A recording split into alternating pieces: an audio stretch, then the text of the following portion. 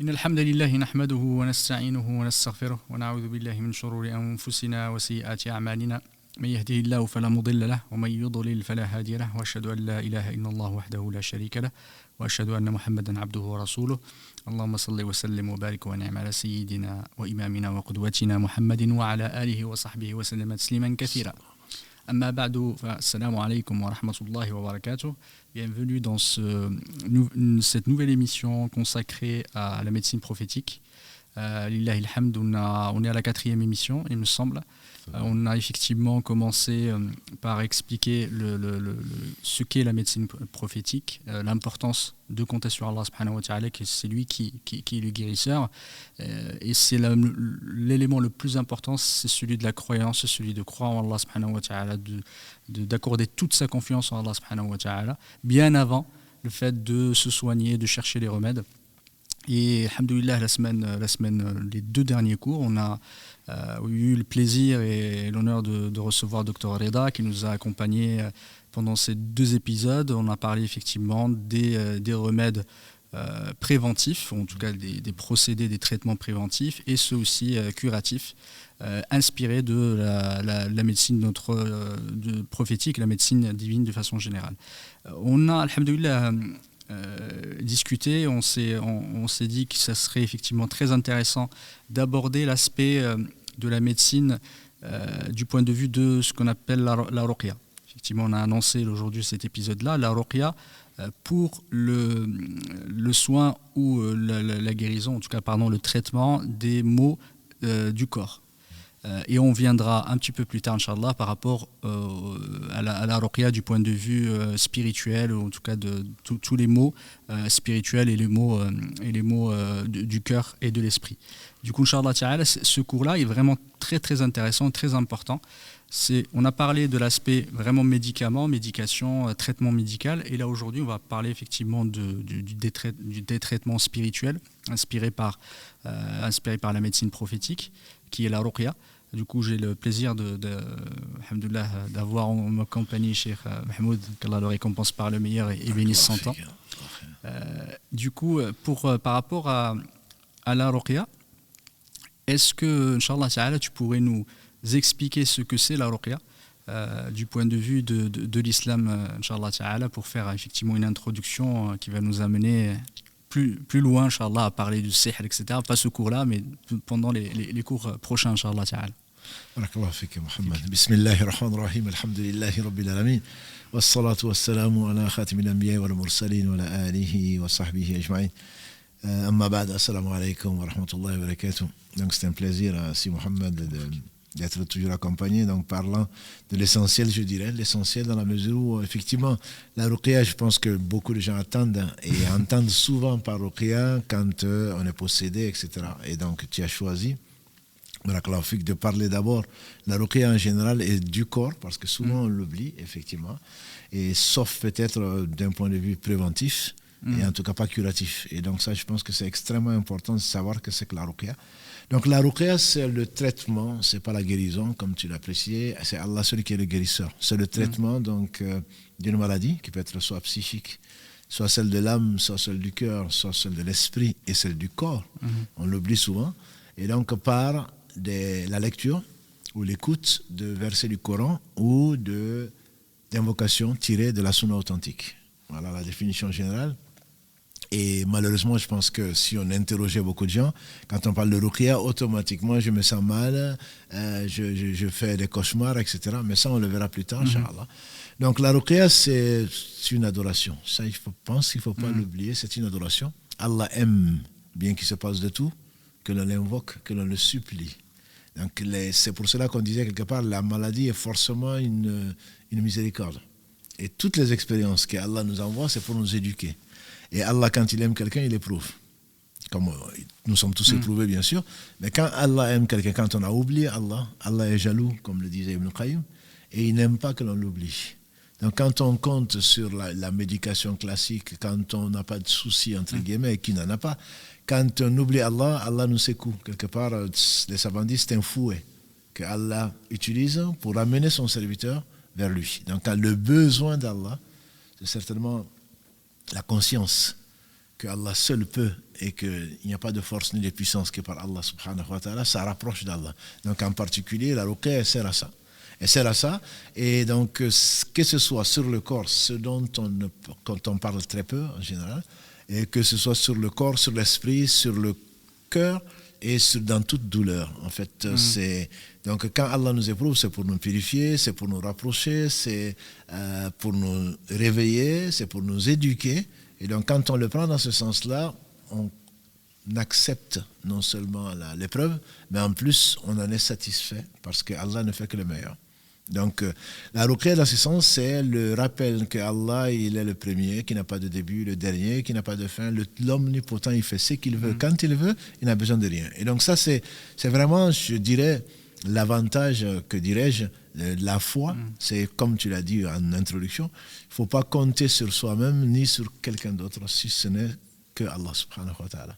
Et donc, si on met la ruqya dans ce sens-là, alors on la fera régulièrement, même sans avoir, entre guillemets, besoin d'attendre une maladie ou d'une épreuve quelconque, on fera la ruqya, parce que c'est vraiment une demande, une supplication d'Allah subhanahu wa ta'ala de nous guérir, notamment en cas de douleur causée sur le corps, comme ça peut être causé également sur l'âme. Mais là, aujourd'hui, Inch'Allah, on va se contenter, on va commencer par l'importance donc de cette adoration. Et quelle adoration? Donc, le fait d'invoquer Allah subhanahu wa ta'ala au travers de ses noms et attributs, au travers de sa toute-puissance qu'il a révélée dans le Coran en particulier. C'est pour cela que les exemples ne manquent pas pour montrer l'efficacité. On n'en doute pas, peut-être, mais c'est vraiment, vient confirmer la toute-puissance d'Allah subhanahu wa ta'ala sur toute chose. Et effectivement, tu parlais tout à l'heure de la miséricorde liée aux épreuves de la maladie, de la douleur, qu'elle soit psychique, qu'elle soit corporelle ou autre. Ça me rappelle une des histoires on parlait tout à l'heure des Malikites, c'est m'est revenu un des imams très très connus qui s'appelle Sahnoun, qui est un des élèves de l'imam Malik, rahmatullahi ta'ala alayhi. Une fois, il disait un de ses élèves rapportait que pendant un cours, il était très triste. Effectivement, les gens, il était chafouin, il n'était pas dans son état habituel. Et effectivement, on lui a posé la question, pourquoi tu es triste comme ça? Il a répondu, ça fait un moment que je n'ai pas été éprouvé. Je n'ai pas eu un souci. Et j'ai peur que si je n'ai pas de souci, c'est que c'est soit je suis hypocrite, ou soit il y a quelque chose qui va arriver qui va complètement me scier et me détruire. Et c'est à ce moment-là, effectivement, il y a un de ses servants qui est arrivé, il lui a annoncé qu'un de ses jardins a brûlé. Et là, il était content, il était enjoué, parce que pour lui, il disait à ses élèves, il disait que cet événement-là ne fait que retarder ou ne fait que repousser quelque chose qui était beaucoup plus grave. Et ça m'a vraiment touché, parce que, alhamdoulilah, comme tu as dit, le croyant effectivement est éprouvé, il est content d'être éprouvé, parce que l'épreuve, on sait qu'elle vient d'Allah subhanahu wa ta'ala, et qu'il n'y a rien de plus véridique. Et il faut on essaye effectivement de prendre du recul sur les choses quand on est éprouvé, surtout pour la maladie, comme tu l'as si bien dit, que quand ça nous arrive, c'est que ça n'a repoussé que quelque chose de plus grave ou de plus grand. Et quand tu disais qu'Allah subhanahu wa ta'ala est le plus grand, comme le hadith qui a été rapporté où le prophète a demandé à Hatim, il a dit, est-ce que tu sais ce que ça veut dire Allahu Akbar? Il a dit Allahu wa rasuluhu a'lam, c'est-à-dire qu'Allah subhanahu wa ta'ala et son prophète savent mieux. Et là il a dit Allahu Akbar min kulli shay, Allah subhanahu wa ta'ala est plus grand que toute chose dans l'univers. Et Allah est plus grand que la maladie elle-même. C'est Allah subhanahu wa ta'ala, c'est lui qui a créé la maladie, c'est lui qui a créé le remède. Il faut qu'on le garde à l'esprit, parce qu'effectivement, parfois les mots, on n'arrive pas à sonder la valeur ou sonder la profondeur en fait de chaque mot, chacun des noms et des attributs d'Allah subhanahu wa ta'ala. Et si on était vraiment dans cette approche-là, à vraiment regarder au fond et réfléchir, contempler en fait les noms d'Allah subhanahu wa ta'ala, on ne serait jamais triste, effectivement. Barakallahu fik, c'est toujours ça m'avait rappelé le jour où tu avais parlé effectivement des épreuves, parce qu'on en parle beaucoup et que c'est une bénédiction pour le croyant. Il faut qu'on le garde vraiment à l'esprit. Quand on parlait de la ruqya, barakallahu fik, tu parlais de la ruqya, et à chaque fois on dit la ruqya shar'iyya, la ruqya légiférée, légale, etc. Parce qu'à l'époque du prophète, la ruqya existait. Parce que là, ce qu'on appelle la ruqya, c'est le fait de lire, ou en tout cas de psalmodier quelque chose pour soit nous protéger ou soit repousser un mal.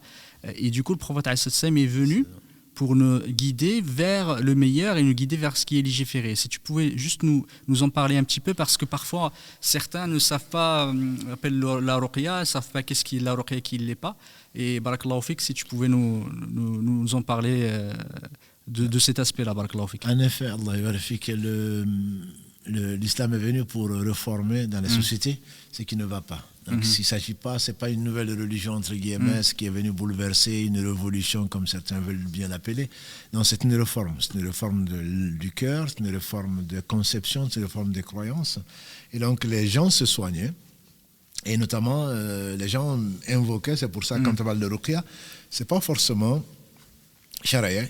Shara'i, ça veut dire que c'est légiféré. Le prophète sallam est venu changer partout où il y a du mal. Donc le fait d'invoquer des djinns, d'invoquer des esprits, d'invoquer autre que Dieu, c'est ce qui n'est pas légiféré. Et c'est la raison pour laquelle il y a beaucoup de charlatans aujourd'hui. Donc les gens se fient parce que quand on a une situation plutôt de détresse, on a tendance à oublier. Donc on fait feu de tout bois.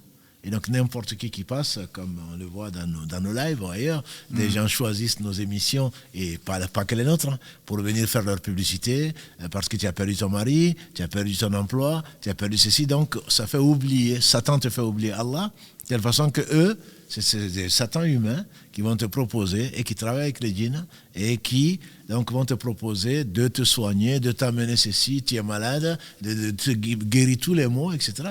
Ils se prennent pour Dieu. Allah est le seul guérisseur.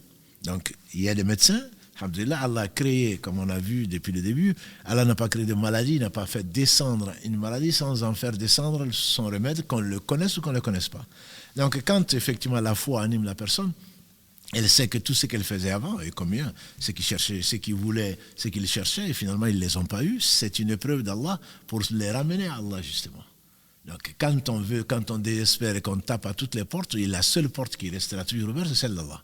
Donc, c'est la raison pour laquelle les gens invoquant autre que Allah, utilisant des expressions que l'on ne connaît pas, que l'on ne comprend pas surtout, ça arrive beaucoup surtout à des non-arabophones comme dans les sociétés africaines ou ailleurs, quand on entend quelque chose, il ne sait même pas distinguer entre l'arabe et le charabia et autre chose. Donc, quand on invoque et qu'on ne comprend pas ce que les gens disent, c'est déjà quelque chose de très suspect.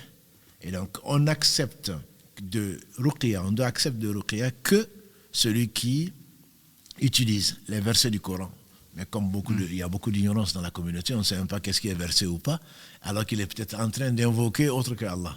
Et donc ça, autre que Allah, dans toutes les sociétés, ça existe. Donc les polythéistes invoquaient Allah avec d'autres ou invoquaient d'autres.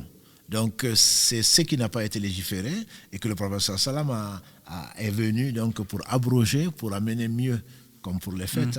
Anas bin Malik disait, quand le prophète sallam est arrivé à Madina, les Ansar avaient 2 fêtes. Donc il a dit, Allah vous les a changés par 2 fêtes meilleures, Eid al-Fitr et Eid al-Adha. Voilà. Donc Allah quand il envoie sa miséricorde telle que, il remplace toujours par mieux. Et donc, n'est pas venu pour abolir l'invocation quand on est malade, de ne pas demander secours, mais quand on le demande, on ne demande qu'à Allah. On ne passe par personne d'autre. Et donc, c'est ça l'éducation que Allah a fait donner au prophète sallam aux gens. Et quand ils l'ont compris, bien entendu, ils savent que celui qui a fendu la mer, mais c'est extraordinaire, je veux dire. Quand on lit le Coran et ensuite, on va s'adresser à des charlatans. Moussa, alayhi salam, qui vient avec son peuple, Pharaon est derrière, la mer est devant, c'est la perte. Mais celui qui décide une chose et la mer se fond et il passe, c'est celui-là qui va te... Qu'est-ce que c'est que la maladie par rapport à une mer? Qu'est-ce que la maladie par rapport à la création des cieux et de la terre? Donc on oublie souvent ça et on sait que quand il veut une chose, il suffit qu'il dise soit et la chose elle est. Cette grandeur, comme tu l'as dit, Allahu Akbar, quand il a demandé Hatim, Allahu Akbar, qu'est-ce que ça veut dire? On le dit régulièrement dans les prières entre autres et on ne s'en rend vraiment pas compte de l'importance de la chose. Allahu Akbar, comme il a répondu, il a bien compris, ça veut dire qu'Allah est plus grand que toute chose. Il est au-dessus de tout ce qu'on peut imaginer et rien ne lui résiste. Donc, avec cette conviction, c'est pour cela que, entre guillemets, quand on va chercher la guérison, comme le dit Ibrahim, alayhi salatu salam, dans la Surah Shu'ara, c'est c'est quand je suis malade, c'est lui qui me guérit. Tout à fait. Donc c'est une conviction de savoir que Allah seul peut guérir, ça peut passer par des moyens ou d'autres, et avant toute chose, il faudrait penser à Allah, lui demander secours, et ensuite, il peut ouvrir des portes où il n'a pas besoin de portes. Donc la ruqya suffit, comme des exemples, alhamdoulilah, il existe dans la sunna du prophète sallam pour des maladies du corps, et j'apprécie particulièrement ce choix des maladies du corps, parce que le corps, forcément, nous on dit ça n'a rien à voir avec l'islam. On va voir le médecin, on va dans les cliniques les plus modernes, mais c'est pas ça qui va nous empêcher de mourir, c'est pas ça qui va nous guérir, c'est Allah qui va nous guérir. On a toujours dit à cette table que on doit prendre les moyens, mais ce ne sont que des moyens. C'est Allah qui guérit, il ne faut pas l'oublier, parce que celui qui pense que le médecin qui guérit ou je ne sais qui d'autre, non, il est très fort, et comme certains viennent le dire d'ailleurs, est-ce que tu connais un bon raqi? C'est une question moi qui m'estomaque souvent, et on demande souvent, tu connais un bon raqi, c'est quelqu'un qui guérit? Non. Quand on pense déjà, c'est pour cela que il y a un adab et une façon de faire, et quand le mieux c'est de faire soi-même, ne serait-ce que pour se protéger soi-même. La ruqya, c'est qu'aller voir quelqu'un en pensant qu'il peut te guérir, c'est une association quelque part à Allah. Quand tu penses qu'Allah va l'utiliser pour te guérir, c'est déjà une association qui est mineure. Mais quand tu penses que c'est lui qui va te guérir, tu as donné à cette personne un attribut d'Allah, subhanahu wa ta'ala. Donc inconsciemment, parce que ça marchait, mais c'est une tentation. C'est pas parce que la personne, par là, Allah t'a guéri, que la personne est guérisseur. Allah, c'est le guérisseur. Mais comme tu as oublié Allah et que tu t'es adressé à quelqu'un que tu penses guérir, Allah te laisse entre ses mains. Soit il ne te guérit pas, tu comprendras que c'est lui le guérisseur, soit Allah te guérit au travers de la demande que tu fais, mais ce n'est pas Allah que tu as demandé. Donc ça, c'est pour cela que je pense que cet épisode, pour moi, il est vraiment très très important dans la mesure où ça ramène à l'essentiel. C'est-à-dire c'est de l'adoration et ça nous ramène à l'essentiel, c'est-à-dire qu'Allah est plus grand, Allahu Akbar, et dans tous les sens du terme, et ça nous ramène peut-être même dans la prière, quand dans les mouvements et le reste on dit Allahu Akbar, souvent ça devient un leitmotiv, on ne sait même plus qu'est-ce qu'on dit. Alors qu'en réalité, quand on le dit, on ne peut que se plier devant Allah subhanahu wa ta'ala, que ce soit dans la génuflexion, que dans le sujoud. Il n'y a pas de hasard que nos mouvements dans la prière, l'axe le plus aimé d'Allah subhanahu wa ta'ala, soit toujours dans la transition que l'on appelle Allah, et l'on se rappelle qu'il est le plus grand. Donc, de tout point de vue, Allah est plus grand que tout. C'est ce que ça veut dire. Ça ne veut pas dire qu'il est plus grand que ceci ou cela, non, que tout, que toute chose. Et donc ça, je pense que c'est l'essentiel même de la foi, en tout cas, du croyant. C'est important d'en parler, comme tu as si bien dit, on l'oublie parfois, effectivement, pour les maladies du corps. On s'en rappelle beaucoup pour les maladies, le sihr, effectivement, pour la sorcellerie, pour le mauvais œil, etc. Mais on oublie effectivement que la ruqya aussi concerne effectivement les douleurs, les maladies du corps. Et dans cette société moderne, tellement le progrès effectivement est présent et que ça a avancé, qu'on oublie et qu'on se réfugie beaucoup dans les médicaments, dans les cliniques, comme tu as dit tout à l'heure, et on se fie qu'à ça, et on oublie effectivement l'autre aspect. L'idée, c'est pas de dire on écarte complètement la médecine moderne de se soigner. C'est important de le faire, mais il faut également effectivement accorder cette importance encore plus grande à la ruqya, en tout cas, et le fait de compter sur Allah subhanahu wa ta'ala, qu'Allah subhanahu wa ta'ala a descendu de la bénédiction au travers de ces versets, et aussi au travers de la parole du prophète qui est une guérison pour les corps. Et revenons effectivement à un verset, le verset très important, les ulama, effectivement, certains ulama disent que ça veut dire que c'est du Coran de façon générale. Certains disent min tabaïdiya, ça veut dire qu'une partie du Coran. Je pense que tout le Coran, Allahu a'lam, il y a des avis, mais tout le Coran est une guérison. Et quand on parle shifa, c'est une guérison de façon générale. La guérison, elle peut être celle du corps, du cœur, de l'esprit. Mais si on comprend de ce verset, si tu peux nous expliquer et montrer en fait à nos téléspectateurs que le Coran, la lecture du Coran est une guérison pour les corps. Alhamdulillah, le verset qui était assis dans le Coran, ma huwa shifan wa rahma lil mu'minin. Donc Allah dit dans le verset 82 de la sourate Isra, dans la sourate, donc le voyage nocturne, Isra, verset 82, Allah dit, nous faisons descendre le Coran, du Coran, ce qui est guérison et miséricorde pour les croyants. Et ailleurs, dans la sourate Fussilat, 41, verset 44, Allah parle de guide et guérison. Donc, tout ceci pourquoi ? Parce que, en effet, quand on sait qui est Allah, nécessairement, on croit à la guider, bien entendu, puisque c'est lui qui nous guide. C'est qu'on demande au moins 17 fois par jour. Mais c'est également, Allah nous dit que ne cherchez pas loin. C'est ce Coran que vous possédez, que je vous ai fait descendre, qui contient la miséricorde d'une part, mais également la solution à vos problèmes, à vos douleurs, y compris du corps. La preuve, le hadith d'Abu Saïd al-Khudri, radiallahu ta'ala, qui a été rapporté par Al-Bukhari et Muslim, qu'Allah fasse miséricorde, les deux références, meilleures références en matière de hadith. Il disait qu'il voyageait, et puis un groupe donc, de compagnons du prophète voyageait, et ils ont demandé l'hospitalité. Et on savait que les Arabes, ils sont très hospitaliers, en tout cas avant. Et ces gens ont refusé l'hospitalité, comme Allah nous l'a raconté avec Moussa al-Khidr, ceux qui ont refusé l'hospitalité à Moussa al-Khidr. Donc ça peut arriver. Et comme je dis, comme les SDF, moi de mon temps, enfin, il y a 40 ans en tout cas, quand je suis venu en France, il n'y avait pas de SDF. Et aujourd'hui, quand on venait, même sans se connaître, je ne disais pas qu'il n'y a pas de racisme, mais les gens ne refusaient pas l'hospitalité aux gens. Sans les connaître, l'étranger était aimé, même rapproché, par devoir.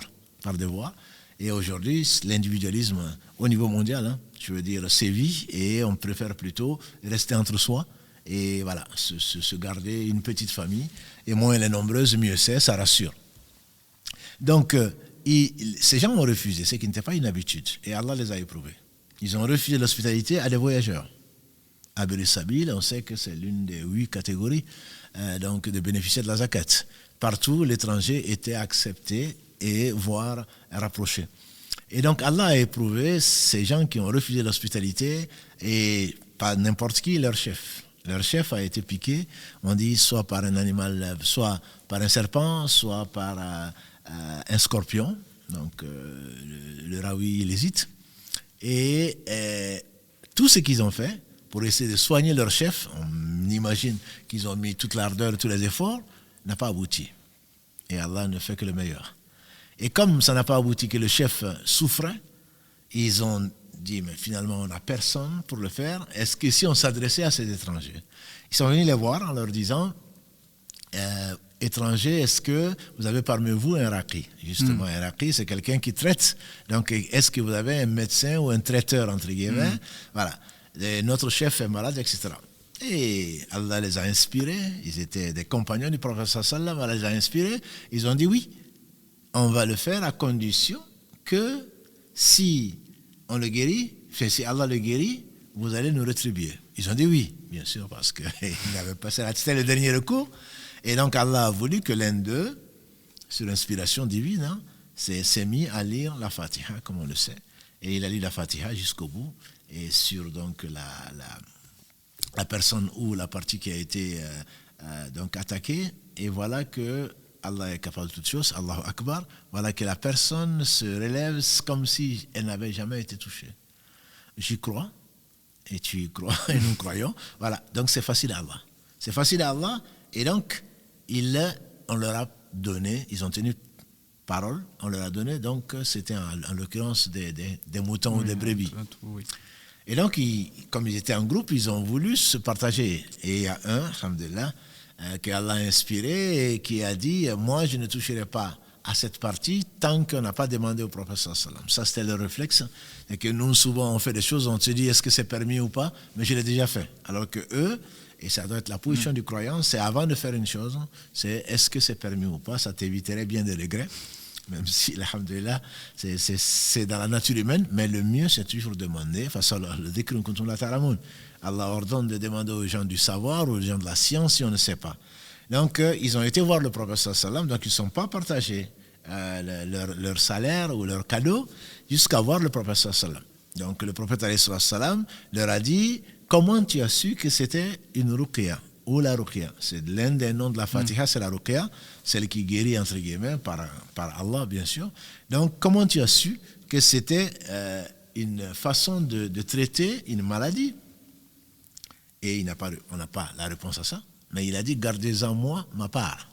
Bon, ça ne veut pas dire que bien qu'il aimait l'épaule d'agneau, c'était pas ça. C'était juste une façon de dire que c'était permis de le faire. Bon, ça ramènera, Inch'Allah, à autre chose. Est-ce qu'on peut être payé pour une ruqya, etc. Mais ça c'était notre domaine, même si ça peut intéresser certaines personnes, puisque certains s'offusquent de savoir que certains demandent des salaires, etc. Mais ça, on pourra en discuter, Inch'Allah.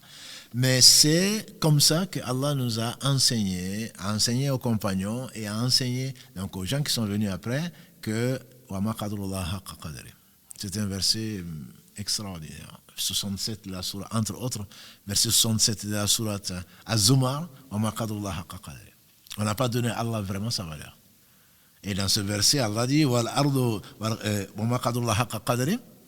والأرض جميعا قبضته يوم القيامة والسماوات مطويات بيمينه سبحانه وتعالى عما يشركون. Quand tu imagines les cieux déployés dans sa dextre, subhanahu wa ta'ala, la terre, il la plie, comment tu peux douter de la puissance donc du puissant, subhanahu wa ta'ala. Et donc, le fait de lire la Fatiha, Ibn Qayyim, quand il fasse miséricorde, il développe, comme Allah lui a permis de le faire, la Fatiha, il n'y a pas d'équivalent dans la Torah, il n'y a pas d'équivalent dans l'Évangile.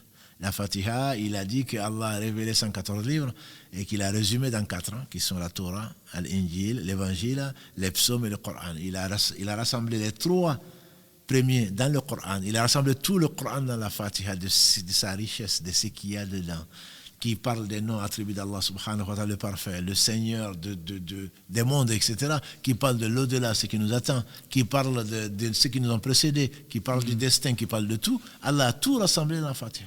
Et donc ce n'est pas étonnant pour celui qui médite la puissance de la Fatiha qu'Allah a accordée à sa parole qui est dans la Fatiha.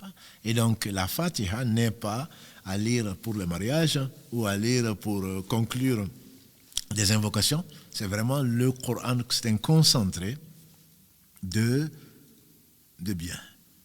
La parole d'Allah ne contient que le meilleur et c'est un concentré de tout le Coran qui lui-même est un concentré de tous les livres qu'Allah a fait descendre. Et donc c'est par là qu'on a su, et ce n'est pas le seul cas, c'est pas le seul cas, mais c'est par là qu'on a su que la parole divine, elle est puissante, et même sur les mots donc physiques, psychiques, on le verra à une autre occasion, mais c'est également ça qu'il y a d'autres exemples, quand Ibn Mas'ud ou d'autres, pour toute douleur, le prophète sallam, pour ne prendre que quelques exemples, le prophète sallam traitait notamment Othman ibn Abi al-As, donc il rapporte dans ce qui a été rapporté par l'imam Muslim que le prophète sallam a dit pour toute maladie, pour toute douleur, tu dis 3 fois Bismillah, Bismillah, Bismillah, et ensuite 7 fois donc le dua qu'on peut trouver au Seigneur, donc c'est le dua que l'on peut trouver dans Citadelle du musulman ou ailleurs, et Allah guérit. Quand le prophète a une de ses femmes ou un des membres de sa famille était malade, il mettait la main sur la partie où ça faisait mal et il invoquait Allah subhanahu wa ta'ala, le puissant, d'enlever, d'écarter ce mal ou cette maladie, et la personne est guérissée par la permission d'Allah subhanahu wa ta'ala. Et entre autres, c'est là où on a compris que le guérisseur faisait partie des noms d'Allah subhanahu wa ta'ala. Quand quelqu'un ressentait une douleur, quand le prophète sallam disait Allahumma rabban nas idhal bath anta shafi la shifa'u illa shifa'uk, oh Allah Seigneur des gens, donc enlève la douleur, ou enlève le mal, c'est toi le guérisseur, pas de guérisseur en dehors de toi, une guérison qui ne laisse aucune trace. Donc ça, ce sont les expressions qu'utilisait le prophète sallam, bien sûr, toujours en demandant à Allah et personne d'autre. Et c'est vraiment l'essence de la ruqya. Demander à Allah, faire confiance à Allah subhanahu wa ta'ala, et c'est tout aussi vrai quand on utilise les 3 dernières sourates en prévention ou autre chose, que l'on utilise notamment donc la sourate Al-Ikhlas et les 3 dernières, et d'autres sourates du Coran, comme tu l'as dit, dans la sourate 17 verset 82, la majorité des savants, enfin l'avis majoritaire, c'est que c'est tout le Coran.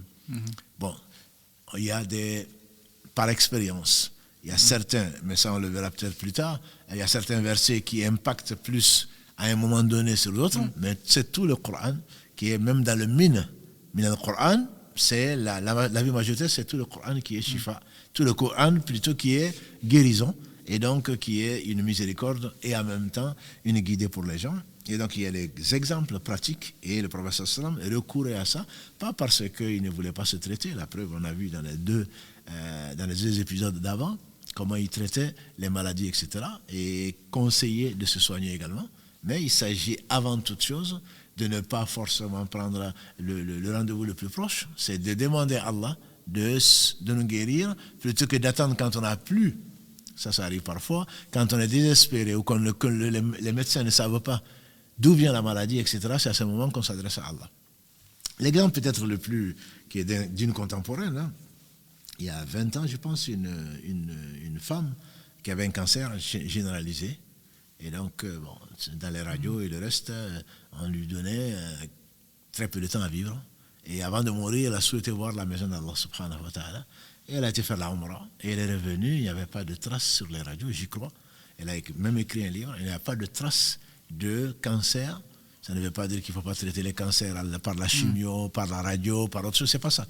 Simplement, c'est en s'adressant à Allah, c'est son dernier recours. Et Allah aime, quand on n'a pas d'autre porte, quand toutes les portes sont fermées, de s'adresser à lui. Et là, on doit commencer par taper à la porte d'Allah subhanahu wa ta'ala, et toutes les portes lui appartiennent, avant de chercher ailleurs. Tout en cherchant ensuite, mais en ne mettant pas sa confiance sur autre que Allah subhanahu wa ta'ala, comme tu l'as bien introduit dans ton discours. Barakallahu fik. Effectivement, tu as dit que tout le Coran était une guérison, et le Coran est un attribut d'Allah subhanahu wa ta'ala. Effectivement, c'est la parole d'Allah, ce n'est pas une création, c'est un attribut, et du coup, effectivement, il faut l'avoir à l'esprit. Et si on est en esprit, on comprend la puissance en fait de la parole d'Allah subhanahu wa ta'ala, du Coran. Ce n'est pas anodin, ce n'est pas un livre comme n'importe lequel. Et quand tu disais effectivement la guérison du corps, de l'esprit et du cœur, comme on verra plus tard, Inch'Allah ta'ala, sur la guérison du cœur, tu le traites aussi le mardi, effectivement, un de ces aspects qui sont vraiment importants. Parce que comme ils ont dit les ulama, c'est une guérison par rapport aux doutes, par rapport parfois aux incompréhensions qu'on pourrait avoir, aux ambiguïtés, barakallahu fik.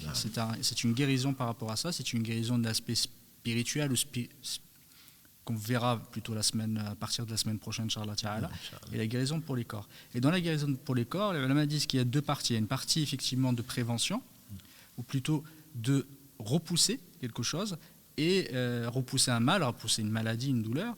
Et le deuxième aspect qui est la guérison, effectivement, qui est le fait de rafa', c'est le fait d'enlever, enlever en fait une douleur. Du coup, par rapport à la prévention, c'est important de le comprendre ça. Parce que certains, effectivement, utilisent parfois le Coran quand ils sont malades, mais il faut comprendre aussi que le Coran nous aide pour repousser certains mots. Si tu pouvais nous en parler, parce que c'est vraiment très important, le fait d'avoir le wird, de lire le Coran très régulièrement, c'est une façon aussi de nous protéger, de repousser le mal de façon générale et aussi, et en particulier, la maladie du corps. Non, mais effectivement, tout est une question d'intention et une question de foi.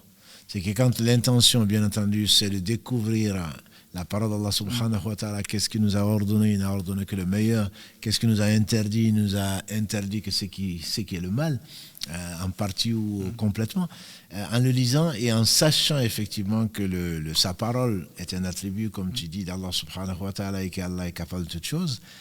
Cette intention protège donc l'individu et un certain nombre de choses, comme par exemple, comme l'a dit le prophète sallallahu alayhi wa sallam, celui qui, même si c'est par shaitan qu'on l'a su, il a dit vrai, même si c'était menteur. C'était quoi à propos d'Ayatul Kursi? Tout à fait. Il dit, dans les hadiths que l'on connaît d'Abu Hurayra, bon, on ne va pas revenir dessus, qui gardait dans Zakat al-Fitr, la troisième fois, il a dit, lâche-moi, ce shaitan qui était sous la forme d'un homme, lâche-moi et je vais te donner quelque chose. Il a dit, donne-le, et il a dit, lis Ayatul Kursi et ça te protégera contre toute chose. C'est pour cela que ça nous est conseillé de le lire après chaque prière, de le lire au lit, mais on ne sait pas, nous, tout ce que les bienfaits d'Allah sont innombrables. Les meilleurs d'entre nous disaient que les bienfaits d'Allah, ce n'est pas seulement ce que tu vois. C'est ce que tu vois, c'est ce que tu ne vois pas, qui t'a donné, je ne parle pas de la santé, du temps, de tout ça, mais les bienfaits d'Allah aussi, c'est ce dont il t'a préservé. Tout à fait.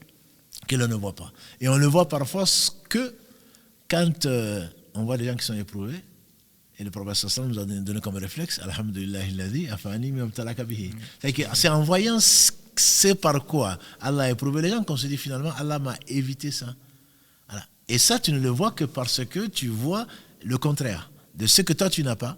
Et à ce moment tu te dis mais si Allah avait voulu, je serais à sa place. D'où le sens et de la zakat et tout le reste, de penser aux autres, parce que si Allah avait voulu, on aurait été à leur place et on aurait été bien content d'être aimé. Donc il y a ça, il y a les Mu'awwidhatayn, donc les deux sourates 113, 114, avec la sourate Ikhlas, que le prophète sallam utilisait en prévention. Il y a beaucoup de hadiths, surtout, comme l'a dit le prophète sallam, celui qui dit « A'udhu kalimatillahi tamma min sharri ma khalaq ».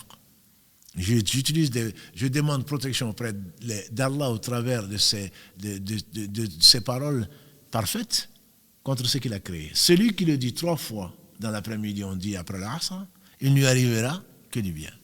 Bismillahi alladhi la yadurru ma ismihi shay'un fil ardi wala fis sama wa huwa samiul alim. Je commence par le nom, tu commences ta journée par ça.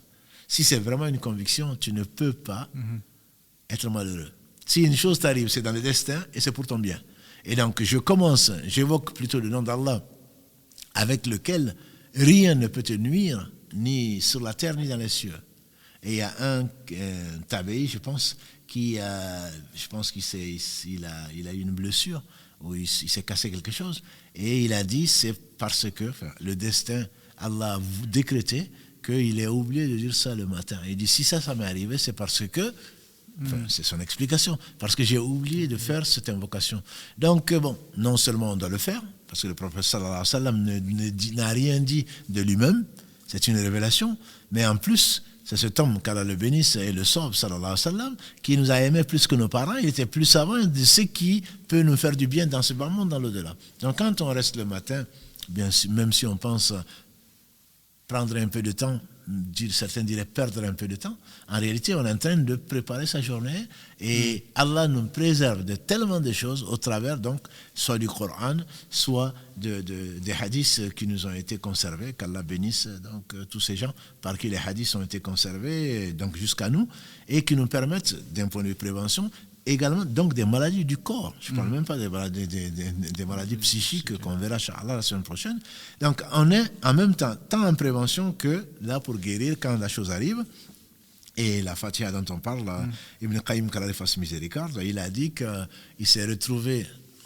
Tu fais très bien de préciser que ça ne veut pas dire qu'il faut prendre un rendez-vous avec un médecin ou avec des spécialistes, aller dans les cliniques, c'est pas du tout notre discours. Le fait c'est que c'est mettre sa confiance en Allah et que le dhikr soit notre réflexe.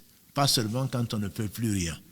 Donc quand on ne peut plus rien, musulmans, non musulmans, croyants ou non croyants, reviennent à Allah. Allah dit dans la sourate Az-Zumar encore, wa idha massal insana durrun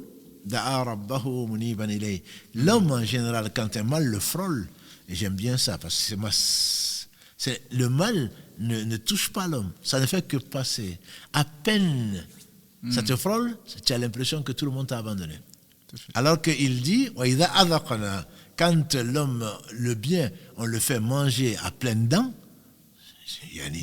là vraiment on en profite, mais quand il parle du mal, le mal ne fait que nous frôler. Si le mal nous touchait, on serait vraiment pas, il nous resterait de nous rien du tout. Donc, quand le mal frôle le fils d'Adam, à qui il pense? Croyant ou celui qui prétend ne pas croire? À Allah. Que ce soit un trou d'air, que ce soit sur la mer, que ce soit dans les airs, quel que soit, quand il n'y a plus aucun secours, on pense à Allah. Donc, tu n'as pas de mérite dans ça. Le mérite, c'est quand, alhamdulillah, tu ne sens pas le mal qui t'a été écarté et que tu penses à Allah subhanahu wa ta'ala. Et c'est pour cela donc que les azkars, les rappels du matin et du soir sont si importants. Donc après la prière du Fajr jusqu'au lever du soleil, et si on a été empêché par ceci, cela, on peut le faire plus tard, le rattraper comme le faisait le prophète sallam. Le soir venu, on dit c'est la vie majoritaire, c'est après donc le Asr, avant que le Maghreb n'arrive, et si on a été occupé, on peut le dire après le Maghreb. Voilà, donc ce que tu dis, c'est si important, je pense, c'est le fait de ne pas attendre la maladie et de prévenir la maladie, mais par les mots. Je disais donc Ibn Qayyim, qu'Allah lui fasse miséricorde, et il dit qu'il s'est retrouvé à la Mecque et il n'avait ni médecin, ni remède. Tout à fait. Il a pris de l'eau, Zemzem, et il s'est traité avec la Fatiha. Parce qu'il y croyait. Qu'Allah le bénisse, c'est parce qu'il y croyait. Et donc, il ne faut pas penser, mais qu'est-ce que je veux faire? C'est pour cela qu'on parlait de tawakkul, disaient les gens qui ont connu Allah, c'est de mettre sa confiance en Allah et ne pas se réjouir quand la cause, qui n'est qu'un moyen, la cause seconde arrive. Ah, ça y est, c'est arrivé, donc je vais être sauvé. Et ne pas être triste quand la cause s'en va. Qu'est-ce que je veux faire? Satan, il va t'amener la peur. Et comment je vais faire s'il part? Et qu'est-ce que je vais devenir si mon mari meurt? Ou si ma femme part? Et si mon enfant n'a pas ceci? Et etc.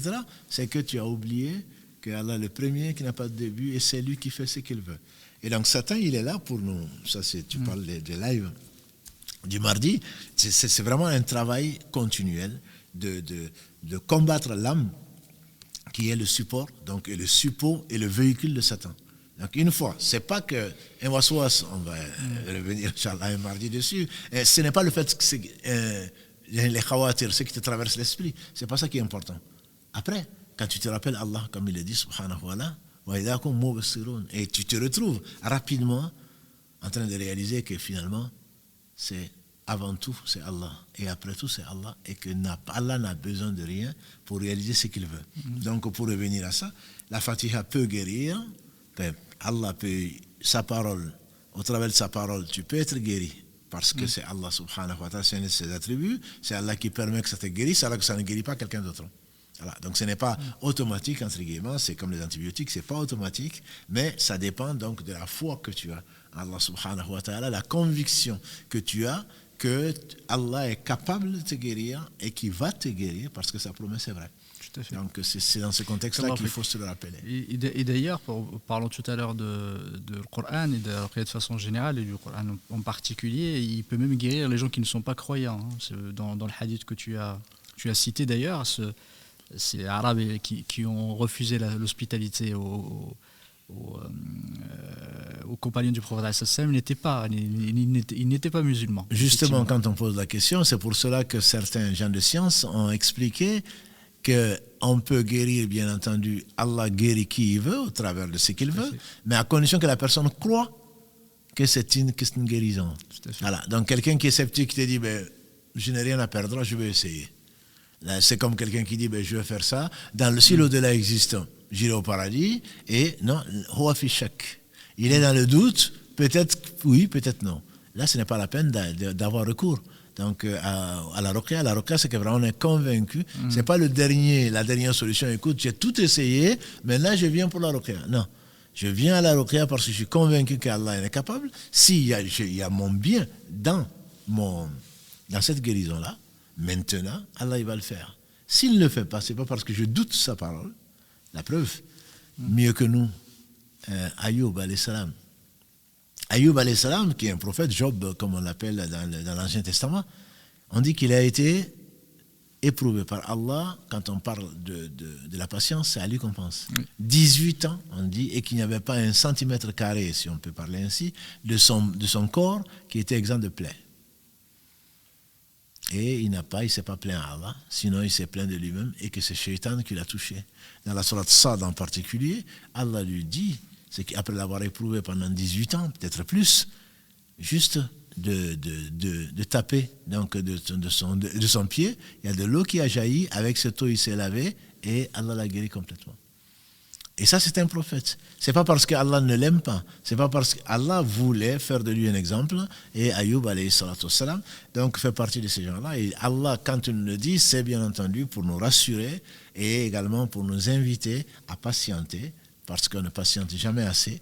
Et ce qu'il faut, donc quand tu parlais de ce non-musulman, il faut croire, ça c'est une condition indispensable. Et la deuxième chose qui est indispensable également, c'est que la ruqya, si on le fait, c'est avec conviction, mais celui qui n'est pas musulman ou qui est musulman doit également être convaincu que Allah va le guérir quand il veut et s'il ne le guérit pas. Donc, comme on a dit, ce n'est pas par impuissance, yani hashalillah.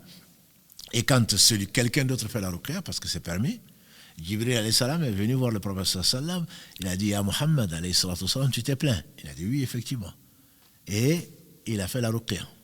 Yani urqiq en arabe, je te fais l'exorcisme, ou je ne sais pas comment on appelle ça, je te fais la ruqya, et donc qu'Allah te guérisse, tu es loin du mal, etc., etc. Donc le prophète sallam lui-même a fait la ruqya. Il se le faisait, c'est la meilleure des façons de le faire. Pour son cœur, c'est le mieux, même si on court aujourd'hui partout pour aller chercher, donc surtout pour les maladies ou les possessions et le reste, qu'on verra la semaine prochaine, Inch'Allah, on tombe sur beaucoup de charlatans. Le mieux, c'est vraiment de prévenir, comme on a dit, avant de guérir. Mais quand on est malade, le mieux, c'est encore de le faire soi-même plutôt que d'aller voir telle personne spécialisée dans ceci et cela, faire des kilomètres, des centaines, voire des milliers de kilomètres pour aller voir des gens parce qu'on pense du bien d'eux, voir le marabout d'à côté, les gens qui vivent de ça, etc. Le mieux, c'est la foi qui permet donc l'acceptation, ça c'est l'une des conditions. Et quelqu'un qui fait ça, qui craint Allah, qu'il ait un comportement louable, que ce soit quelqu'un qui ne fait pas, en tout cas au vu et au su de tout un chacun, les grands péchés et les petits péchés, tout le monde peut en faire, mais qui n'insiste pas dessus, etc. Donc, même s'il n'est pas croyant, la ruqya peut marcher, mais à condition, effectivement, qu'il croit à ce pouvoir qu'Allah a donné à sa parole et qui peut être guéri. Sinon, c'est pas la peine d'essayer. Je vais essayer, je perds rien. Ça, c'est les savants disent qu'il faut vraiment pas penser cela, sinon ça ne marche pas. Et en parlant du Coran, effectivement, comment se soigne? Parce que du verset, effectivement, qu'Allah subhanahu wa ta'ala a descendu au travers de sa parole une guérison, une miséricorde. Est-ce que en prenant le Coran, comme certains peuvent faire, prendre le Coran sur les endroits, effectivement, prendre le mushaf, est-ce qu'on en regardant les pages du mushaf, est-ce que c'est en lisant, etc. Comment, juste pour expliquer pour certains, parce que des fois on peut voir des comportements assez déviants, tout à fait, qui sont la conséquence de l'ignorance. Parfois certains qui prennent le Coran et ils le gardent effectivement dans leur poche en souriant que ça va les protéger en le faisant comme ça. Que si tu peux effectivement nous expliquer la meilleure façon, la façon légiférée de le faire. Même si c'est le même livre entre guillemets, c'est la parole d'Allah subhanahu wa ta'ala, son utilisation peut amener même à l'association. Notamment ce qui est très courant chez nos auditeurs, que je salue, d'Afrique en particulier, du Canada, de l'Océanie, qui écrivent et qui nous remercient. On est très très sensibles et on vous oublie pas dans nos invocations, on vous demande de faire des invocations pour nous. En particulier, c'est les gris-gris que l'on trouve souvent en Afrique noire. Non, c'est du Coran, donc c'est permis. Il y a divergence dessus, mais ce n'est pas en prenant quelque chose que l'on attache à son cou ou à sa ceinture. Tu dis non, mais moi je sais que ça ne me protège pas, c'est Allah qui me protège. Mais je mets quelqu'un au défi. Si jamais il a oublié ça, je suis sûr que psychologiquement il est affaibli. Voilà. Alors que Allah il est avec lui. Donc on n'a pas besoin d'attacher quoi que ce soit. Et la vie le plus fort, c'est que ce n'est pas permis. Même si on le fait beaucoup, même si les parents croient malheureusement à ça, mais même si c'est du Coran, si ce n'est pas du Coran, c'est interdit formellement, il n'y a pas de discussion dessus. Mais la ruqya, c'est le fait de lire. C'est le lire, donc la parole d'Allah subhanahu wa ta'ala, ou de l'écouter. Donc, mais celui qui le fait, il récite la parole d'Allah subhanahu wa ta'ala et pas autre chose, ou le hadith du prophète sallallahu alayhi wa sallam, donc, qui a la même origine, qui est Allah subhanahu wa ta'ala qui lui a inspiré. Et ce qui est encore plus efficace et plus direct, c'est effectivement de le lire et directement sur la personne, sur l'endroit ou sur quelque chose qui peut être de l'eau, qui peut être de l'huile, etc. La plupart des savants acceptent ceci, même si les puristes, entre guillemets, disent que le prophète n'a pas lu sur l'eau, etc. Mais c'est permis à ma connaissance par la plupart des savants. C'est le fait donc de crachoter un peu, c'est pas de la salive, c'est un souffle. Et le fait de dire... Donc ça, c'est quelque chose de beaucoup plus efficace et beaucoup plus direct que d'amener le tarawih. On va encore avoir des litres et des litres d'eau, des gens qui vont mettre à côté d'un haut-parleur, ou de YouTube, on tape bon, YouTube, mieux vaut taper YouTube, entre guillemets, Rokia, R-O-K-I-A, c'est pas comme nous on l'a écrit, Rokia avec un Q. Donc, Rokia, R-O-K-I-A, il donne 12 façons différentes, mais basées sur le Coran. Et de mes propres yeux, j'ai vu le résultat. Allah m'a montré le résultat. Voilà, mais ça c'est pour les maladies psychiques. Toujours est-il que c'est le fait de lire avec conviction ou d'écouter avec conviction, et ça fait des choses extraordinaires. Pour celui qui y croit, bien sûr. Celui qui n'y croit pas, il va y croire si Allah l'éprouve. Voilà. Donc, c'est le fait de crachoter, soit c'est pour soi-même, si on veut se protéger, comme tu l'as dit, contre les maladies, contre le mal en général, c'est de rassembler ses mains, c'est de crachoter dessus, comme le disait notre mère Aïcha, radiallahu anha, et c'est le procès qu'il se le faisait lui-même. Voilà. Et quand il était sur son lit de mort, entre guillemets, c'était pas un lit, c'était la poitrine de notre mère Aïcha, c'est elle qui le faisait pour lui. Donc, c'est le fait de dire...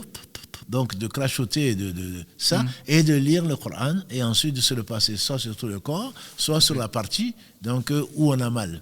Et celui qui croit en Allah, si Allah veut t'éprouver, tu verras le résultat et que la douleur va passer. Et si elle ne passe pas, c'est pour ton bien.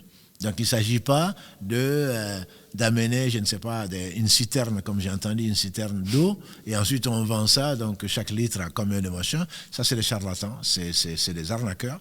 Donc c'est pas du tout ça. La meilleure ruqya, c'est la foi, et qui t'amène donc à le faire pour toi-même. Et comme on le dit, le mieux c'est que tu fasses pour ta fille, pour ton frère, pour autre chose, parce que le sentiment, il est beaucoup plus grand. Tu connais la personne, tu vois qu'elle souffre, sa souffrance te touche, plutôt que ce soit quelqu'un qui ne te connaît pas. Et je ne parle même pas des attouchements et d'autres qui sont complètement illégaux. Voilà. Donc le mieux, c'est soi-même. Et on se dit, non, moi je ne connais pas du Coran. C'est pas vrai. Tu connais la Fatiha, je l'espère, que tu fais ta prière. Et c'est par la Fatiha que Allah a guéri donc ce non-musulman. Que dire alors de toi et comment Allah aime et quelle est la valeur du croyant chez Allah. Si tu crois vraiment à Allah en parlant, en faisant confiance à la méthode que le prophète nous a enseignée, certainement tu connais le minimum, c'est la Fatiha, et Allah te guérira, Inch'Allah, avec la patience et avec la foi. Allah te guérira du mal dont tu souffres, à moins qu'il te veuille du bien et qu'il retarde ta guérison. Effectivement, si tu me permets juste un complément par rapport à la lecture du Coran, c'est pour qu'on attende effectivement un bénéfice du Coran, il faut un minimum le lire. Les ulama, ils ont divergé sur le... En tout cas, ils sont tous d'accord que le fait de lire juste avec les yeux, ce n'est pas une lecture qui va amener du bénéfice. Ça peut amener des bénéfices effectivement autres, le fait d'apprendre ou autre, mais si on attend effectivement le bénéfice de la ruqya, ou de la contemplation, effectivement, il faut vraiment... les ulama disent certains disent qu'à minima il faut bouger les lèvres. D'autres ulama, je pense que c'est le meilleur avis, c'est qu'au moins que tu t'entendes. Ça veut dire que tu prononces effectivement, que tu parles, parce que c'est un acte de la langue. Il faut un minimum s'entendre, un minimum de son, et pas seulement juste bouger les lèvres, comme certains ulama disent. Effectivement, c'est très important. Et quand dans l'écoute aussi, tu en as parlé, c'est vraiment important, c'est écouter, et non pas ce qu'ils disent, c'est l'estima en arabe, et non pas sama', c'est pas seulement entendre, plutôt écouter. C'est-à-dire qu'on écoute avec attention, avec conviction. Et ça me rappelle une histoire, les Ahnaf, à un moment, les ulama, quand la radio est apparue, ils ont effectivement interdit, au départ, ils ont interdit de passer le Coran dans les marchés. Ce qu'ils disent qu'effectivement le Coran n'est plus écouté, il est là juste pour une ambiance sonore. Les gens n'écoutent pas. Du coup, ils l'ont interdit à ce moment-là. On ne veut pas dire que c'est interdit. C'est certains ulama des Ahnaf, effectivement. C'est vraiment très important de ne pas se dire je mets le Coran dans la maison et je suis en train de regarder autre chose. Je te confirme. Même à Médine, je veux dire, tu pars à la mosquée, tu entends pour attirer les clients. Tu entends le Coran et en même temps, les gens, ils parlent, ils discutent, ils négocient. Et certains disent, le prophète m'a dit, dans une maison où est lu Surat al-Baqarah, les shaytans ne rentrent pas. Alors qu'est-ce qu'ils font? Ils mettent le CD, sur la Baqara, c'est 1 heure et quelques, et donc ils vont au travail, ils reviennent. Donc quand ils reviennent, ils sont pour eux tranquilles, oui, la maison était protégée. Non, effectivement, tu as raison de préciser que c'est vraiment le fait d'écouter, de méditer, d'en comprendre le sens si c'est possible. Donc, et sachant que c'est la parole d'Allah subhanahu wa ta'ala et pas celle donc, d'une créature. Juste, je rappelle, il nous reste quelques minutes que on reçoit les appels par téléphone. Au moment où le numéro de téléphone va apparaître sur l'écran, vous pouvez nous appeler, Inch'Allah ta'ala, pour que Cheikh puisse répondre aux questions. Là, juste pour, effectivement, on a parlé du Coran, de son pouvoir, effectivement, le fait de prévenir, de guérir, de repousser et aussi de guérir, de lever le mal. Celui de la sunna du prophète que tu as cité quelques exemples tout à l'heure. Vous pouvez, comme tu as dit, si bien dit, on peut aller voir ou lire des livres qui sont consacrés au adhkar de façon générale. On a, alhamdoulilah, le prophète a été clair par rapport soit aux invocations pour prévenir, en tout cas se protéger de certaines maladies. Le prophète il nous a été rapporté le prophète plusieurs exemples, plusieurs invocations pour se protéger de maladies en particulier, et aussi de se guérir par la parole d'Allah et aussi par des invocations. En tout cas, barakallahu fik. Ce que je voulais parler, c'est, tu as parlé tout à l'heure du comportement de ce qu'on appelle celui qui fait la ruqya. J'aime pas trop le mot, on te dit le raqi, comme ça devient un métier en fait. Du coup, celui qui fait la ruqya, même si je dis pas que c'est interdit de dire raqi, mais c'est devenu de plus en plus un métier, et ce n'est pas, à la base, ce n'était pas un métier. Du coup, sur le comportement du raqi, c'est lui qui vient, il voit un raqi, effectivement une personne qui fait la ruqya, il commence à lui, en parlant des maladies du corps, il commence à lui faire des diagnostics de maladies. Est-ce que c'est quelque chose qui vous paraît acceptable? Quelqu'un lui dise effectivement, ouais, toi tu as le cancer, toi tu as ceci, toi tu es cela. Qu'est-ce que tu en penses de ça? À moins que ce soit un devin. Oui. À moins que ce soit un devin, je ne vois pas comment, et qu'il craigne Allah, et qu'il est incompétent, il n'est pas médecin, et même pour être médecin, il se doit d'avoir au moins un minimum de résultats et d'analyses pour pouvoir diagnostiquer s'il est médecin. C'est pas rien qu'avoir la personne en disant toi tu es atteint de ceci, cela, c'est qu'il soit c'est un charlatan, soit il travaille avec les djinns, et encore, parce qu'ils ont dû entendre quand il se plaignait de ceci et cela. Voilà. Non, ça c'est pas admissible, c'est pas acceptable. Et quand on va voir quelqu'un qui te demande comment t'appelles ta mère, ça c'est automatiquement, je mets mes soeurs et mes frères en garde, automatiquement il n'a pas besoin de savoir comment s'appelle ta mère pour savoir qu'est-ce que tu as comme problème. Voilà. Comment tu t'appelles? Je veux dire, si vraiment il connaissait, pourquoi il le devinerait pas? Voilà. Donc ça ce sont des choses, non, il n'est pas compétent. À celui-là, on peut dire salam alaikum si encore il est musulman, et on s'en va. C'est vraiment pas la peine de se faire traiter, je ne dis pas soigner, c'est Allah subhanahu wa ta'ala qui guérit par des gens comme ça, parce que pour moi ce sont des charlatans. Et certains d'ailleurs, on voit beaucoup qui pratiquent la ruqya, qui disent voilà, ce verset-là il sert à telle maladie, ce verset il sert à telle maladie. Qu'est-ce que tu en penses de ça? Il n'y a aucune preuve. Absolument aucune preuve. Le prophète alayhi salatu wassalam nous a enseigné les 3 dernières sourates pour prévenir les choses. On sait que les chouyours, par expérience, utilisent un certain nombre de versets de sourates. Ça ne veut pas dire il n'y a pas de versets dans le Coran qui ne soignent pas. Il n'y en a pas. Eh bien, que l'on prenne pour les maladies psychiques, Inch'Allah, qu'on en parlera la semaine prochaine, que l'on prenne les versets qui parlent de shaitan, qui parlent de ceci et cela, que ça fasse mal à shaitan, ça c'est une autre histoire. Mais tous les versets, alhamdoulilah, que ce soit maladie du corps ou de l'esprit, sont, je ne dis pas égaux, sont utilisables. Allah parle du Coran, il n'a pas dit dans telle et telle sourate. On a des exemples vivants dont tu as parlé, comme la Fatiha, comme autre chose. On les utilise, mais on peut utiliser n'importe quel verset. Pour telle maladie, quand c'est le cancer, c'est telle sourate, et quand c'est des maux de tête, c'est telle autre, et quand c'est ceci, ce sont les choses qui sont inventées. Et on a dit sur Allah ce qu'on ne sait pas, et ça fait partie de l'un des plus grands péchés que de dire sur Allah ce qu'on ne sait pas. Tout à fait, en tout cas, barakallahu fik. Il y en a beaucoup aussi, non pas seulement dans ce qui doit être récité, mais aussi la manière, le nombre, le temps. Et ça, il faut le faire 7 fois, il faut 30 fois à tel moment, etc. Du coup, effectivement, il faut bien le rappeler que la ruqya, c'est important de ne pas affirmer des choses que le prophète ou Allah subhanahu wa ta'ala n'ont pas affirmées et de donner. On peut avoir un wird nous-mêmes, c'est-à-dire de lire la Fatiha 10 fois, 30 fois, mais on le fait pour nous-mêmes. Certains ulama en parlent, c'est un wird qui peut être personnel, mais on ne peut pas le diffuser, ni l'exiger, ni le demander aux autres et dire voilà, toi tu dois lire 30 ou affirmer. Absolument. Il y a, comme on a dit tout à l'heure, le hadith d'Othman, qui le prophète a dit Bismillah 3 fois. Bon, il sait que c'est une révélation. Et cette fois, fait cette invocation, mais cela ne veut pas dire que toi, tu vas de toi-même pratiquer ça sur des versets. Il faut lire 7 fois tel verset, et ceci et cela, 33 fois, 77 fois, etc. De quel droit? Si tu reçois une révélation, je suis convaincu qu'elle est satanique. Donc, on n'a pas affirmé des choses que Allah n'a pas affirmées. Sa religion est parfaite, il est parfait. Donc, on n'a pas à dire, celui qui lit tant de fois ceci, il ne va jamais tomber malade, il ne va jamais, comment dirais-je, il sera guéri tel ou tel autre maladie. De quel droit? D'où tu tires ça? Et donc, s'il n'y a pas de hadith, même les hadiths, on a le droit de les étudier que quand ils sont authentifiés. Et je suis convaincu que la plupart de ces charlatans étudient des hadiths, ce ne sont même pas des hadiths. Soit ils ont été inventés, soit ils n'existaient même pas. Donc ils mentent sur Allah, ils mentent sur son prophète sallam, et la gravité, c'est que c'est un hadith qui était mutawatir, comme l'a dit le prophète sallam, celui qui ment sciemment sur moi, qui réserve sa place en enfer. Donc on n'a pas le droit de mentir, bien sûr, du tout, et encore moins sur Allah et sur son messager. Donc tout ça parce qu'on veut être célèbre, tout ça parce qu'on veut gagner de l'argent, etc. Donc c'est la compétition entre les charlatans qui amène à inventer sur Allah le contraire de la vérité.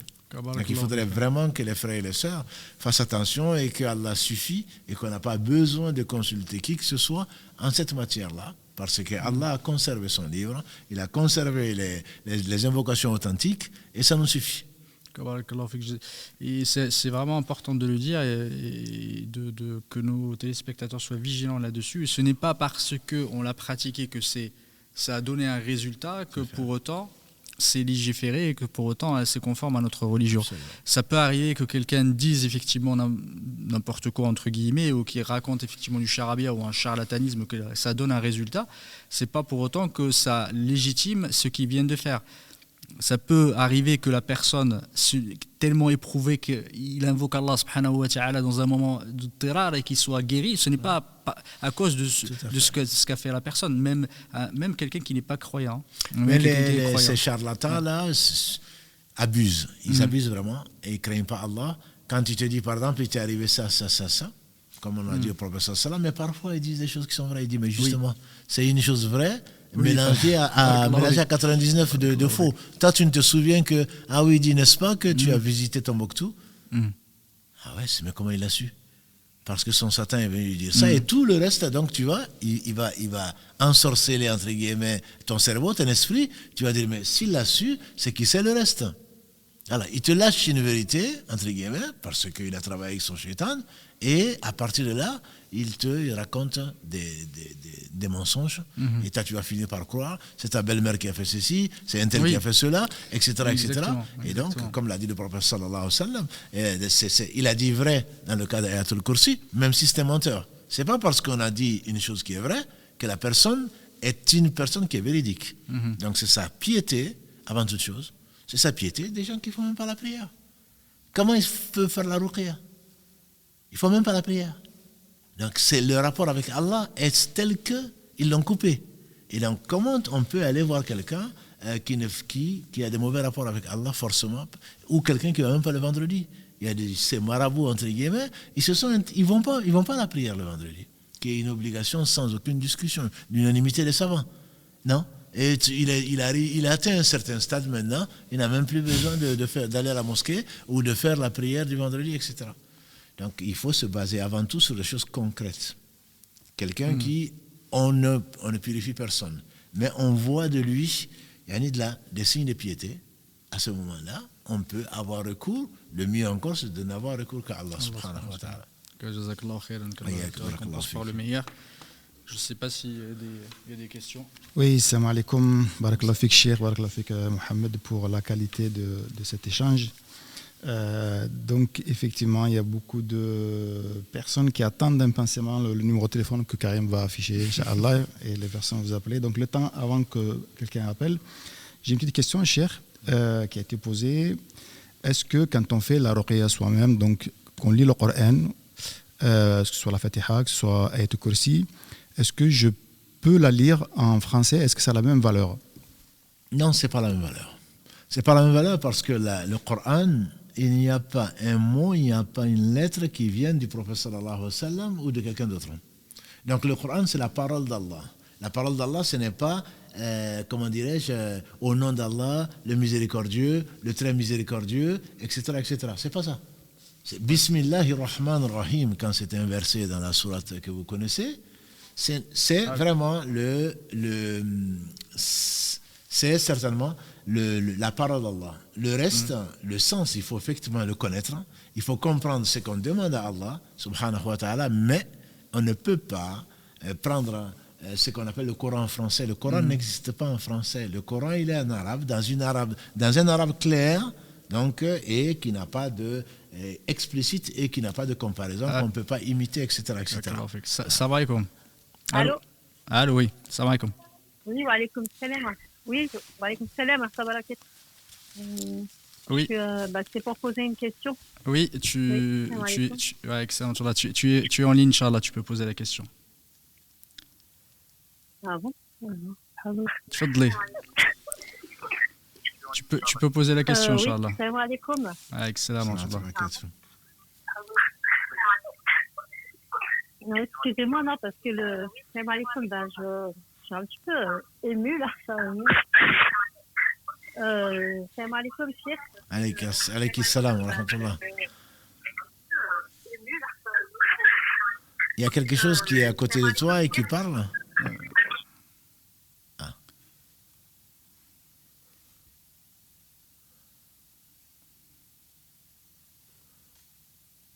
Allô? Allô? Ça a coupé. Alhamdulillah. Je pense qu'elle ne s'attendait pas à ce que ça passe en direct. Donc sachez que quand vous appelez, vous passez directement donc en live. On vous répond, on vous entend quand vous allez poser vos questions. Donc, cher, je ne sais pas si tu avais fini par rapport à la question que je t'avais posée en attendant qu'il y ait peut-être d'autres appels. Non, ce que je disais, c'est que le Coran, c'est la parole d'Allah incréée en langue arabe, la définition, envoyée par Allah au travers de l'ange Gabriel, alayhi salam, sur le cœur du prophète sallallahu alayhi wa sallam, inimitable, etc., jusqu'à la définition. Donc, ce n'est pas en français, ce n'est pas en chinois. Je crois qu'il y a... Salam alaikum. Allô? Oui, allô, salam alaikum. Wa alaikum salam wa rahmatullah. Je suis avec la mosquée des Mirailles, c'est ça? Oui, tout à fait. Tu peux, Inch'Allah. Alaikum salam wa rahmatullah wa barakatuh. J'ai bien suivi le live, alors moi, très pertinent. Alhamdoulilah, qu'Allah vous récompense et vous rajoute. Amen. Dites-moi, les frères, je voulais vous poser une question, notamment au sujet de la ruqya, d'accord? Ça guérit toutes les maladies. En ce moment, c'est vrai que de nos jours, il y a beaucoup de mal, etc. Et il y a une recrudescence des cas de possession. Et on se dit que ça nous touche, enfin, on y croit, mais on se dit que ça ne touchera jamais à nous, quoi. Jusqu'au jour où Allah, il décrète par sagesse divine que ça nous tape à nous, un proche. Donc, dans ces cas-là, j'aimerais vous, par expérience ou autre, bien sûr, parce que la sagesse et le savoir appartiennent seulement à l'unique.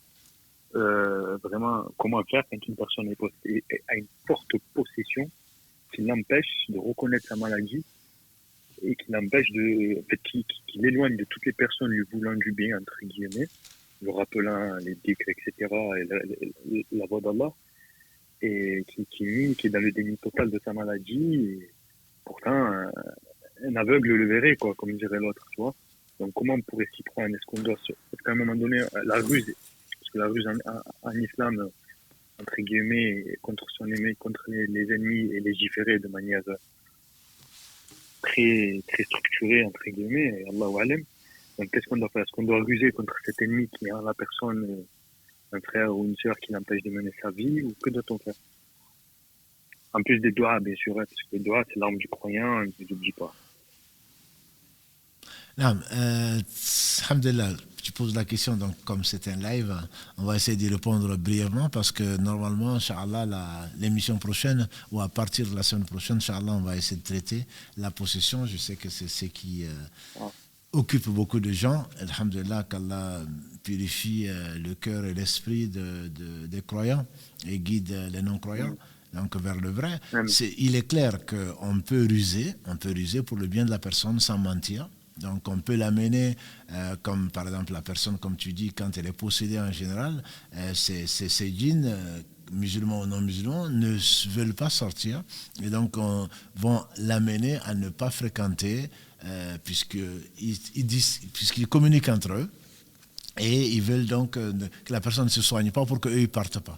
Par conséquent, on peut ruser, on peut dire par exemple à une personne qui demande le divorce sans rentrer dans les détails, moi je ne me sens pas bien, est-ce que tu peux m'aider au cas où je réagis mal, etc., à écouter. Donc c'est une ruse, même si nous on ne se sent pas bien quand même, on n'a pas menti, parce qu'on ne se sent pas bien à cause de la personne, et on peut écouter, on peut l'obliger à écouter, mais on peut faire semblant que c'est nous qui sommes intéressés. On est effectivement indirectement intéressés parce qu'on aime la personne, on aime le bien pour elle, donc c'est possible de l'amener, entre guillemets, dans un milieu sans jamais la brutaliser, contrairement à ce que l'on peut voir et entendre surtout, des charlatans, je dis bien des charlatans, qui vont frapper les personnes en disant que non, c'est pas lui que je frappe, c'est son djinn que je frappe, et il ne le sent pas. Non, les personnes après se plaignent, je dirais même pas à la police, se plaignent en disant que non, je le sentais le coup, c'est moi qui parlais, non, c'est pas toi, je sais qu'il est ennemi d'Allah, sors de ton corps, etc. Alors que la personne elle est en train de subir ce qu'elle subit,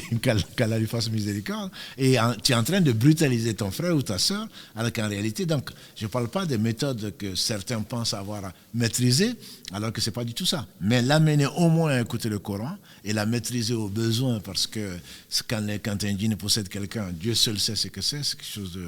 Je ne souhaite à personne, même pas à mon ennemi, de vivre ça, Dieu seul sait, et c'est pour cela que, alhamdoulilah, il y a un jour du jugement dernier, pour ceux qui en sont la cause, que ce soit les djinns ou comme les hommes, donc c'est quelque chose d'extrêmement pénible, et on peut l'amener, mais sans mentir. L'islam utilise les méthodes. Donc, si c'est possible, la ruse en fait partie pour faire du bien, mais pas le mensonge. Pas le mensonge, d'accord. Ah. Et d'accord, je sais que j'ai juste une dernière question et je vais vous libérer. Une personne, quand elle est possédée, elle devient très méchante, etc. Moi, je parle parce que, voilà, je suis impliqué de manière directe et indirecte. Allahu A'lam, bien sûr. Hein. Mais quand une personne, elle est touchée, oui. C'est dur de ce qu'elle vit, elle ressent quelque chose, ou elle c'est vraiment dur. Comment te dire, elle le ressent, c'est très dur à vivre une personne qui est possédée, même qui est dans le déni ou autre. Elle le sent quand même que c'est bizarre. Alhamdulillah, je ne pense pas être possédé ni d'avoir été possédé. Je ne peux pas te dire vraiment si la personne ne souffre ou pas, mais ce que j'ai vu de mes propres yeux, ce qui est connu, c'est que quand tu finis de faire la ruqya, la personne, elle est épuisée. Elle est épuisée. Ouais. Souvent, elle ne peut faire autre chose que dormir. Elle est fatiguée comme si elle venait de porter je ne sais combien de temps ou de faire un marathon. Elle est épuisée. Et quand on voit comment est-ce que les personnes réagissent en se tordant de tous les côtés, on sent que c'est de la douleur. Après, Allahu A'lam de ce que la personne ressent, mais c'est sûr que c'est terrible. Est-ce qu'elle le ressent elle-même ou pas? Ça, je ne peux pas te le dire parce que je ne l'ai pas vécu. Alhamdulillah, je remercie Allah pour ça et pour tout le reste. Mais c'est quelque chose qui est extraordinaire. Je veux dire, qui est terrible. Rien qu'à assister à ça, ça fait mal. Donc, voilà. Non, mais c'est extrêmement dur, surtout pour les personnes que l'on connaît, même quand on ne les connaît pas. Parce que la compassion fait partie, alhamdulillah, de l'islam et on doit se considérer, on est tous des frères. Et donc, voir un frère souffrir, si ça ne te dit rien, ou une sœur souffrir, c'est que tu n'as pas de cœur. Donc ça, c'est certain qu'il y a de la souffrance. Après, quel est le degré de souffrance? Est-ce que la personne souffre à 10% par rapport à ce que tu vois ou à 100%? Ça, je suis incapable de te le dire. Voilà, Allahu A'lam. D'accord. Barakallahu fik, qu'Allah vous préserve et qu'il nous guide. J'aimerais juste passer un message à tous les auditeurs qui nous écoutent. Faites très attention, le mal il est là, les gens ils sont mauvais. Ils bombardent à coups de sorcellerie, séparés, etc. C'est une calamité, ça fait des ravages. Je sais de quoi je vous parle, vous voyez. Voilà, c'est vraiment, j'ai à tous les frères et sœurs, protégez-vous, ne restez pas dans le haram. Ceux qui sont en couple ou dans le haram, mariez-vous vite parce que les calamités, elles descendent. Allah, il nous fait payer par sagesse. Alhamdulillah, je pense à nos frères et sœurs en Turquie, en Syrie et tous les frères opprimés. Qu'Allah il nous garde et il vous préserve, les frères. Le replay sera en YouTube, c'est ça? Sur YouTube? Inch'Allah. À partir de demain, dirait Karim, ou après demain, Inch'Allah. Inch'Allah. Inch'Allah. Salam alaikum. Salam alaikum. Wa alaykoum salam. Vous entendez bien? Wa alaykoum salam. Wa alaykoum salam Oui. wa rahmatullah. Vous êtes en direct, Inch'Allah Ta'ala. Si vous avez une question à poser à Cheikh, Inch'Allah Ta'ala, tfaddali. Oui. Je voulais juste savoir, les gens qui font du prôle à la maison, tout ça, ils mettent le prôle, quoi. Ils disent que c'est bon pour le mauvais œil, tout ce qui est sorcellerie et tout ça. Qu'en pensez-vous, s'il vous plaît? Qu'est-ce qu'on en pense? Qu'est-ce que dit l'islam dessus, plutôt? Parce que c'est des charlatans. Oui. Le bukhour et tout ce Oui. qu'on appelle là, il n'y a pas de preuve dans la législation. Et malheureusement, comme je le dis et comme on le sait tous, quand on a éprouvé, comme le dit le frère, quand on vit certaines choses, on croit à tout et n'importe quoi généralement. Donc ce n'est pas des choses à accepter, même si ça vient de la belle-mère, même si ça vient de sa propre mère, parce que souvent, malheureusement, les personnes ont une éducation ou beaucoup d'habitudes et beaucoup de coutumes, ne se posent même pas la question par ignorance souvent, en te voulant du bien. On te propose un certain nombre de choses, y compris d'ensorceler ton propre mari pour qu'il guérisse ou pour qu'il t'aime plus, etc., etc. Non, s'il n'y a pas de preuve pour cela, il faut absolument s'en méfier, parce qu'on peut, alhamdoulilah, avoir des soupçons, on peut avoir des convictions, mais en matière de religion, on n'a pas le droit de faire ce que l'on ne sait pas. Dans l'islam, tout est interdit dans l'adoration, sauf ce qui est permis, contrairement à autre chose. Faut pas, quand on a un doute quelconque sur une adoration, on ne doit pas la faire. Voilà, c'est l'inverse. Donc voilà. Donc il faut, ça c'est le bkhour et le reste, c'est interdit. C'est interdit et il ne faut pas le faire. Et s'il y a une question, quand il y a un doute quelque part, ne le faites pas. Demandez à Allah subhanahu wa ta'ala sa protection et qu'il vous l'accorde ainsi qu'à tous les croyants. D'accord. Parce que moi, j'avais une dame, justement, elle m'a dit, parler de l'Aïn et tout ça. Elle m'a dit, tiens, parler ta maison, tout ça, tu vas voir, tu vas. Après, moi, je ne l'ai pas fait parce que je me suis dit, subhanallah, quand même, après, il y a les versets coraniques et tout. Moi, je me suis qu'à la ruqya, ça, le Coran, alhamdoulilah, mais c'est juste pour vous poser la question, Cheikh. Voilà. Non, Inch'Allah, ça pourrait profiter, barakallahu fik, à la mia. C'est pour... c'est ça, oui. La vous récompense, je vous adore. Franchement, je suis trop contente.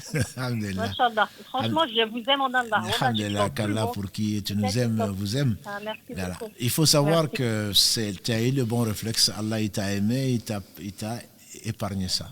Parce que beaucoup de gens croient à tout et n'importe quoi. Je dis encore, quand on est éprouvé, on perd ses moyens souvent. Et grâce à Allah subhanahu wa ta'ala, on tombe sur les bons conseillers. Ou alors Allah nous évite de tomber sur le charlatan. Il ne faut vraiment pas. C'est une question d'aqida. C'est une question de dogme. Donc c'est pas une mince affaire. C'est pas une question d'un petit commerce, je perds, je gagne. Là, c'est soit l'au-delà, c'est dans l'au-delà, c'est soit, même si on a été guéri, entre guillemets, c'est une épreuve, comme l'a dit ici Mohammed, c'est pas parce qu'on a été guéri ici que c'est vrai. Comme des gens vont à, je sais pas dans quelle ville, que je ne vais pas nommer, et il se passe ce qui se passe, ils vont croire à ça. Alors que c'est leur au-delà qui est perdu s'ils meurent dans cet état. C'est pas, Allah peut éprouver, Allah éprouve. Il peut éprouver parce qu'on aime comme parce qu'on n'aime pas. Ce n'est pas parce que ça marche que c'est vrai. Donc il faut vraiment faire très attention. Et on a déjà raconté l'histoire d'Abdel Qadir, quelqu'un qui s'est présenté à lui en rêve en disant que je suis Dieu, maintenant que tu as tout, maintenant que tu as tout fait, je suis satisfait de toi, tu n'as plus besoin de prier, tu n'as plus besoin de jeûner. Il a dit, toi, je sais que tu es un shaitan. Et là, le shaitan s'est mis à pleurer. Il dit, pourtant, c'est dommage parce que j'ai réussi à tromper beaucoup de gens comme ça. Parce que tu sais qu'Allah, parce que tu connais ta religion, tu sais que Moussa n'a pas vu Allah dans ce bas monde, on ne le voit pas. C'est quelqu'un qui te dit, moi je suis Allah, ça ne peut être qu'un shaitan. D'où qu'il vienne, qu'il s'habille comme il veut, qu'il vienne dans l'état qu'il veut, c'est un shaitan. Allah lui a permis de prendre des formes, etc. Mais toi qui as cette aqidah, ce dogme auquel tu tiens, certainement, il y a des certitudes. Et qui es-tu pour que Allah se présente à toi? Le prophète sallallahu alayhi wa sallam, on lui a demandé est-ce que tu as vu Allah? Il a dit comment tu veux que je vois Allah? Et donc toi, tu deviendrais qui pour que Allah vienne se présenter à toi? Donc il y a des choses qu'il faut connaître sa religion pour ne pas tomber dans ces tromperies-là qui ne sont que sataniques. Et qu'Allah nous préserve des ruses de Satan. Amin, amin, barakallahu fikum. Allah Allah vous récompense. Oui. Jazakallah khairan. Merci à toute votre équipe pour ce que vous faites, Inch'Allah. Allah vous accorde le meilleur. Amin. Barakallahu Amin. fik, Dubaï dans le ainsi qu'à Inch'Allah. toi. Merci. Amin. Barakallahu fik. Salam alaikum. Alayhi salam wa rahmatullahi wa barakatuh. Je me permets juste, cher, de rebondir parce que la question vient d'arriver. C'est quoi le Prour? C'est l'encens, c'est Le pro, vas-y, non. c'est juste l'encens en fait sous toutes ses formes. C'est juste Ouais, que effectivement, selon certaines traditions, ça existe beaucoup. Certains prours sont faits, ou en tout cas certains encens sont faits pour certains objectifs effectivement. Et chacun, voilà, on connaît tous et en Afrique et aussi en Afrique du Nord. Et effectivement, certains disent que voilà, que certains prours sont détestés par les djinns parce que voilà, ils ont une forte odeur. Du coup, c'est pour ça qu'on les met pour pouvoir éloigner, parce que cette odeur-là, effectivement, les éloigne. En tout cas, barakallahu fik cheikh d'en avoir parlé. Et ce n'est pas pour autant de dire que l'encens est interdit. On peut mettre l'encens chez soi pour parfumer. Exactement, c'est la question qui a été posée. Voilà, non, l'encens, bien entendu, même dans les mosquées, les anges aiment les bonnes odeurs, si c'est parfumé, etc.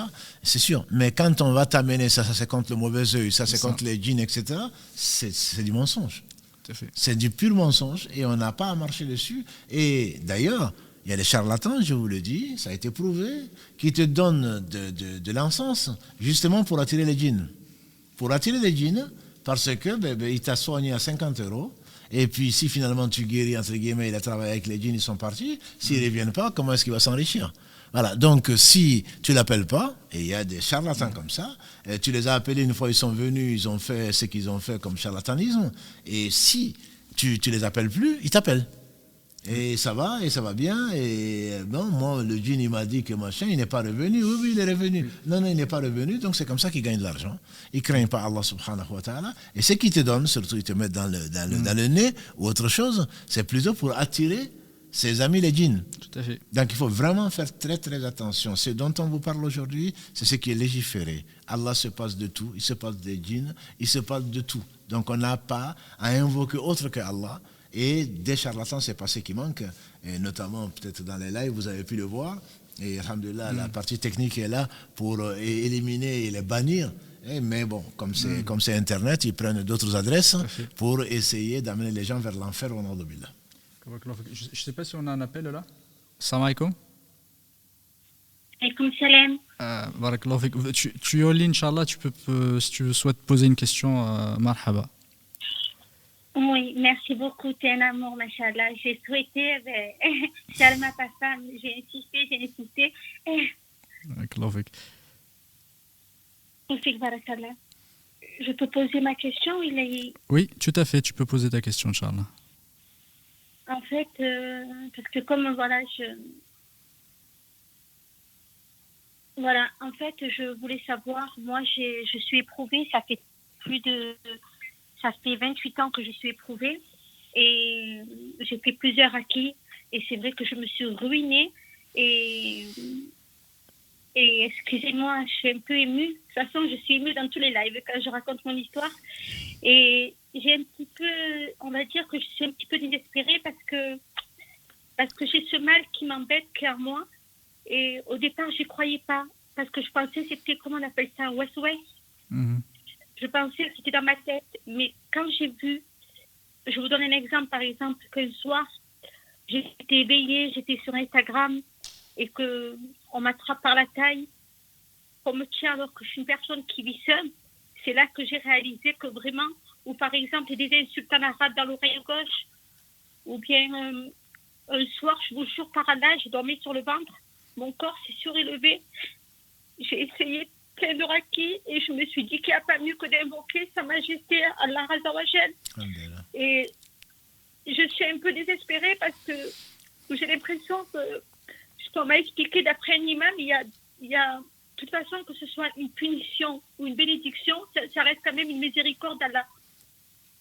Et j'ai l'impression que je le paye, peut-être c'est une punition, peut-être parce qu'étant jeune, comme j'ai commencé à changer à l'âge de 20 ans, c'est vrai qu'à une époque, j'étais pas dans le dîme comme maintenant, j'étais beaucoup dans l'apparence. Je me déshabillais sans dire bismillah, je me regardais beaucoup le soir dans les miroirs, la nuit. Et depuis, ce mal, il m'embête. Et la dernière fois que je suis allée voir un raki, ça monte il y a 2 mois, suis allée voir un raki et il est pas resté bête parce qu'il a l'habitude, il a parlé avec ce mal. Je l'ai insulté, j'ai commencé à m'insulter moi-même, à l'insulter et là je me suis dit je vais arrêter les rakis parce que je suis fatiguée moralement, physiquement et je me dis bon, dans ma tête j'ai des mauvaises choses que je me dis que peut-être qu'Allah ne veut pas me guérir. Je me dis non, Samira, ne pense pas comme ça parce que Allah, il est miséricordieux, sur le tout miséricordieux, il est très miséricordieux. Même si j'ai fait des choses pas bien dans le passé, j'ai demandé pardon, je me suis repentie. Mais je vous jure que je crois en Allah et je patiente. Mais je me dis que, je sais pas, j'ai plus droit à rien. J'ai même voulu attenter à ma vie, mais j'ai dit non, c'est péché. Je ne le ferai plus parce que j'aurai comme demeure éternelle l'enfer. Et je veux pas. Je préfère ici subir sur terre que de souffrir dans l'autre monde. Mais voilà, en fait, c'était juste pour faire part un petit peu de mon histoire, de mon expérience. C'est que j'ai décidé d'arrêter les rakis, mais je suis au plus mal. Par exemple, là, quand je vous parle, je suis en train de grimacer. On dirait que le mal qui est à moi, il n'aime pas que je parle avec vous. Je suis en train de trembler. Je commence un peu à trembler et à faire des grimaces. J'ai dû raconter mon histoire dans plusieurs lives, mais je pense que la plupart ne m'ont pas pris au sérieux. Et j'ai souhaité vous parler. Et alhamdoulilah, je vous parle et peut-être que j'avais besoin que, voilà. Je vous laisse la parole parce que sinon je ne vais plus arrêter. Vous allez prendre le Doliprane. Alhamdulillah, le Doliprane ne soigne pas tout, bien que... Non, alhamdulillah, c'était une preuve, effectivement. Le professeur sallam a dit que quand Allah aime quelqu'un, il éprouve jusqu'à ce qu'il le rencontre sans aucun péché. Et on ne saura jamais, en tout cas dans ce bas monde, si c'est vraiment une punition ou c'est une purification. Dans tous les cas, c'est une miséricorde, comme l'imam a pu le dire. C'est une miséricorde. Mieux vaut. Il y a quelqu'un qui demandait à Allah, il n'y a pas de hasard, oh Allah, purifie-moi ici. Et ne me châtie-moi ici, ne me châtie pas dans l'au-delà. Nos péchés sont innombrables. Et passé à ce moment-là, le professeur sallam lui dit, pourquoi tu demandes à celui qui pardonne de te châtier? Il peut te pardonner. Donc il faudrait avoir une excellente idée d'Allah, on ne peut l'avoir qu'en le connaissant. Donc ce n'est pas parce que tu as fait ce que tu as pu faire dans ta jeunesse que Allah est en train de te punir. Et si c'est le cas, c'est son droit. Et s'il le fait, c'est pour ton bien. Donc n'accepte pas, ne te laisse pas aller, ne désespère surtout pas. De toute façon, comme le disait Omar ibn Khattab, c'est pour très peu de temps. Le jour où tu rencontreras ton Seigneur, on prie Allah subhanahu wa ta'ala de t'agréer, et ça va être un mauvais souvenir, entre guillemets. Celui qui a souffert dans ce bas monde, plus que tout le monde, quand il entrera au paradis, tant soit peu, a dit le prophète sallam. Et quand on va lui demander, est-ce que tu as jamais souffert, il va jurer par Allah qu'il n'a jamais souffert. Donc tu as bien fait de ne pas mettre un terme à ta vie, parce que sinon, c'est Satan qui serait content et certainement tu mériterais d'aller en enfer, comme l'a dit le prophète sallallahu alayhi wa sallam. Peut-être pas pour l'éternité, comme tu l'as dit. En tout cas, demande à celui qui guérit de te guérir, il en est capable. Voilà. Donc ne te laisse pas abattre. Et Allah subhanahu wa ta'ala est bien plus fort. Il l'a dit, si Mohammed, Allahu Akbar. Quand ça t'arrive, si Allah te permet de le dire, souviens-toi que Allah est bien plus grand que toute chose. Et Inch'Allah, c'est pour peu de temps. Et il se peut que Allah subhanahu wa ta'ala te guérisse maintenant. Mais il sait pourquoi, il est le sage, il est tout puissant. S'il retarde la guérison... Mais là, non. Pardon, là j'ai décidé de...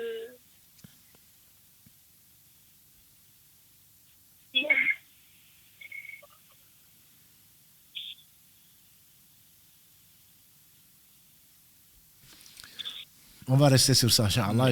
Vous avez bien fait de décider de ne plus aller voir des charlatans. Oui. De toute façon, c'est Allah seul qui guérit. Et le mal, comme tu l'appelles, le mal occulte, comme vous l'appelez souvent, et ce sera, Inch'Allah, le thème de la prochaine émission. Mais excusez-moi de vous interrompre, excusez-moi, mais dans cette épreuve, il y a un bien qui en ressort parce que je me suis rapprochée, je pense que c'est une bénédiction parce que je me suis rapprochée d'Allah Azzawajal. C'est tout à fait, absolument. C'est si tu vois ça, tu auras déjà gagné. Il n'y a pas mieux, et c'est Allah qui sait par quel moyen te rapprocher. C'est pas toi qui t'es rapproché, c'est Allah qui t'a rapproché. Donc Allah sait par quel moyen. Si effectivement, par cette épreuve-là, Allah t'a rapproché, tu as tout gagné. Tu as tout gagné. Et donc, patiente avec ça et remercie Allah de t'avoir. Il y a un cheikh qui a été interviewé par Si Mohammed il y a quelques années. Il nous a raconté ici, quand il y avait des Algécos à cette même place, il nous a dit qu'il y a une femme qui était à Riyad ou en Arabie Saoudite, qui était possédée et elle passait 5 heures à lire le Coran par jour. 5 heures, je me souviens encore. Et elle remercie Allah de lui avoir donné cette occasion de lire 5 heures. Vous imaginez, Alif Lam Mim, ce n'est pas un harf. Alif c'est une lettre. Lam est une lettre. Mim est une lettre. Et ça quand on dit Alif Lam Mim, ça fait 30 hasanat. Et elle le fait. Nous, quand on a fait 1 heure de Coran, on est épuisé. Et là, elle fait 5 heures par jour. Et elle remercie Allah. Allah seul sait les tonnes ou les montagnes de bonnes actions qu'elle a gagnées au travers de cette épreuve qui est la possession ou au travers de ce que Allah seul sait. Donc, c'est certainement, Allah sait tout. Donc, si vous éprouve, c'est pour vous faire miséricorde. Et heureusement que vous le prenez comme ça, grâce à lui. C'est lui qui vous fait comprendre ça et qui vous éloigne de Satan pour que vous ne vous suicidez pas ou pour que vous n'allez pas... que vous arrêtez en tout cas d'aller voir des charlatans, etc., etc. Donc, comme vous l'avez si bien dit, ça ne peut être qu'une miséricorde de sa part. Barakallahu fik, qu'Allah te récompense par le meilleur, effectivement, pour cette intervention.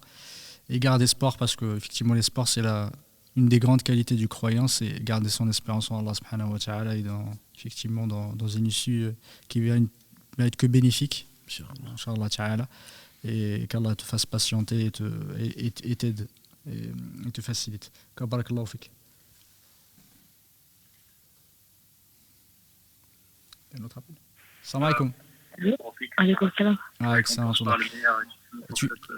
Vous êtes en ligne, Inch'Allah ta'ala, si vous voulez poser une question, vous êtes les bienvenus.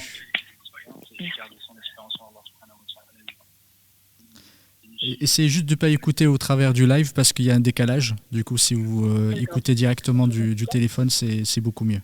Inch'Allah ta'ala.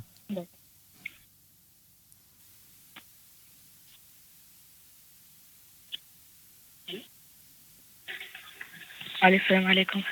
Salam alaikum. Shukran, merci beaucoup. Bon, déjà, salam alaikum. Moi, en fait, j'ai une épreuve pendant le ramadan. Donc là, vous m'entendez mieux? Oui, oui. D'accord, merci beaucoup. En fait, moi, pendant le ramadan, j'ai eu une épreuve. Et en fait, c'était pendant que j'étais à la mosquée. Et en fait, là-bas, en fait, il y avait une fille qui était possédée. Et j'ai vu ce moment-là et ça m'a beaucoup marqué, ça m'a beaucoup traumatisé.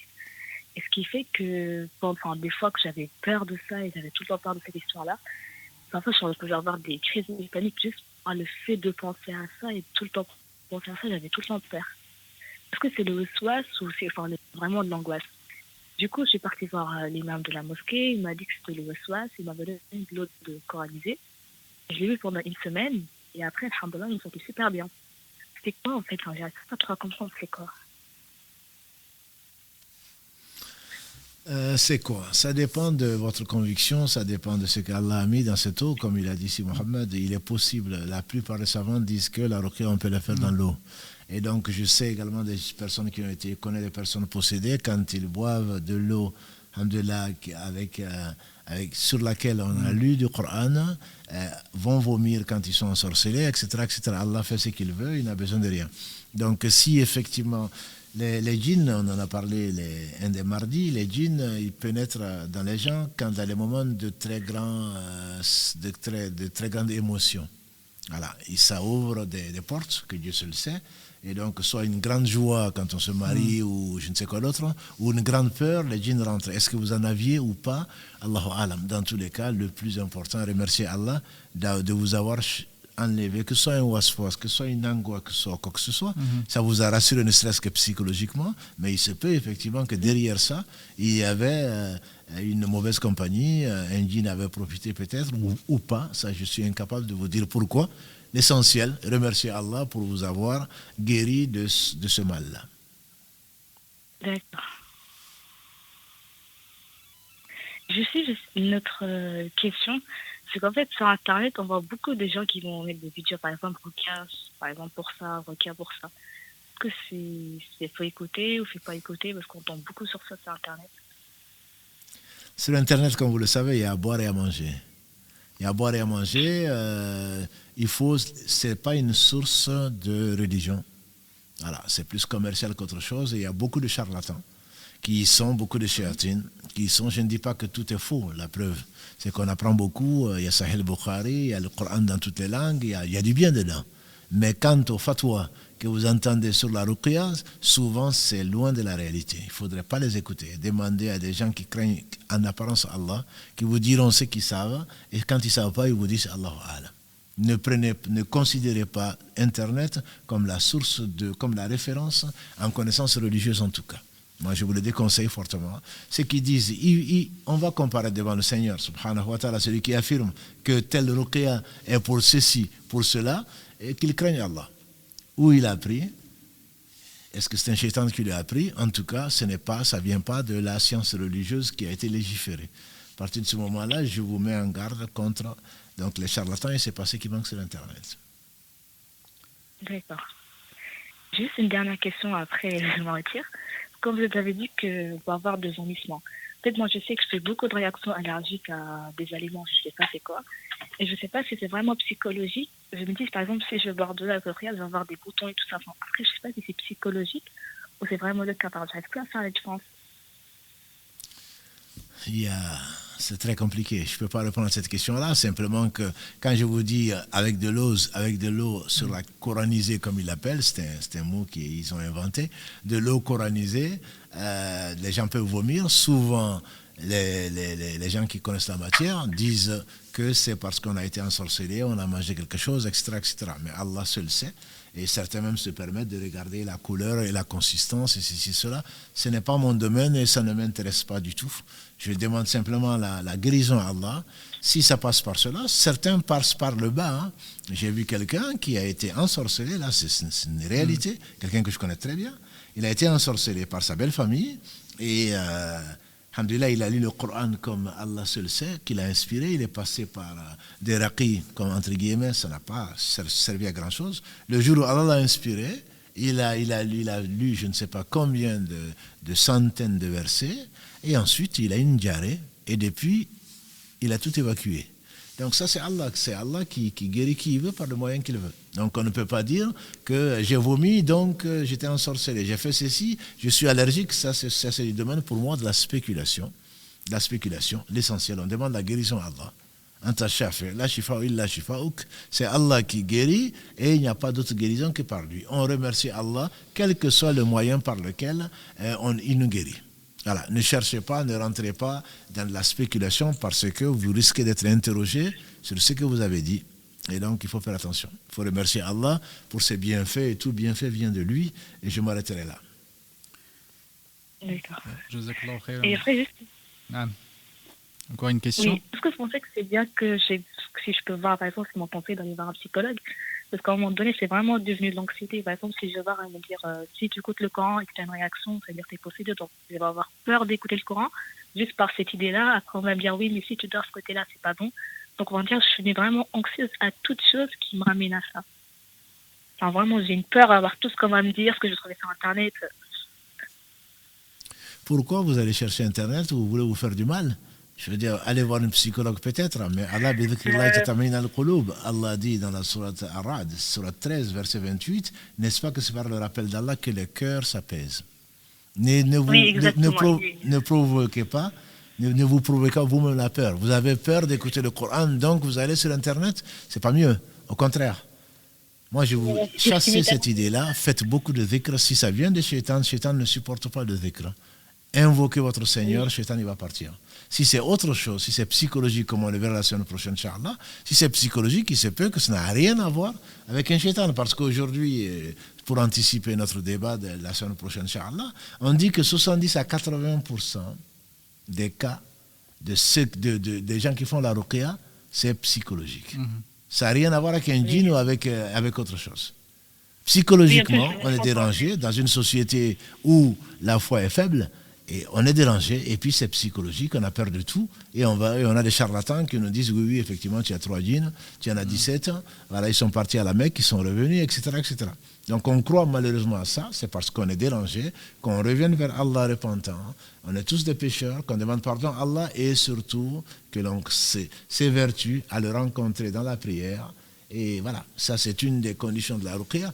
Je veux dire, quand on fait la ruqya, ce n'est pas des comprimés que l'on prend. C'est une confiance à Allah subhanahu wa ta'ala. Ça veut dire qu'on l'aime, on le craint, on fait ses prières à l'heure, on évite les péchés. Voilà, on ne va pas faire des ruqya et puis on va partir et ensuite partir en boîte de nuit. Et on fait des ruqya et ensuite on ne fait pas sa prière. On fait des ruqya et on fait, c'est quoi? Non, c'est pas logique. Quand on croit à Allah, quand on aime Allah, quand on imagine que rien n'arrive sans sa volonté, quand on y croit, ça veut dire qu'on va s'éloigner de ce qu'il n'aime pas. Ou alors on va l'invoquer quand on veut, et une fois qu'il nous guérit, c'est lui qui nous décrit. Là, ce n'est pas de la croyance, c'est pas de la foi. Et une fois qu'il nous enlève sur la mer, quand on est sur la mer ou quand on est sur la terre, une fois qu'on n'est plus anxieux, qu'on est rassuré, eh bien on repart. On repart avec ses shaytans, on repart avec ses mauvaises habitudes, etc. Non, ce n'est pas logique. C'est pas du tout logique, et Allah se passe de tout. Et donc, on ne peut pas guérir comme ça. On peut être guéri à un moment particulier. C'est une miséricorde, comme le disait la première sœur. C'est une miséricorde, mais si on ne revient pas vers Allah repentant, mais ça ne servira pas très très longtemps. Alhamdulillah. Barakallahu fi Cheikh. On pense par le meilleur. Inch'Allah ta'ala, on est arrivé au terme de l'émission.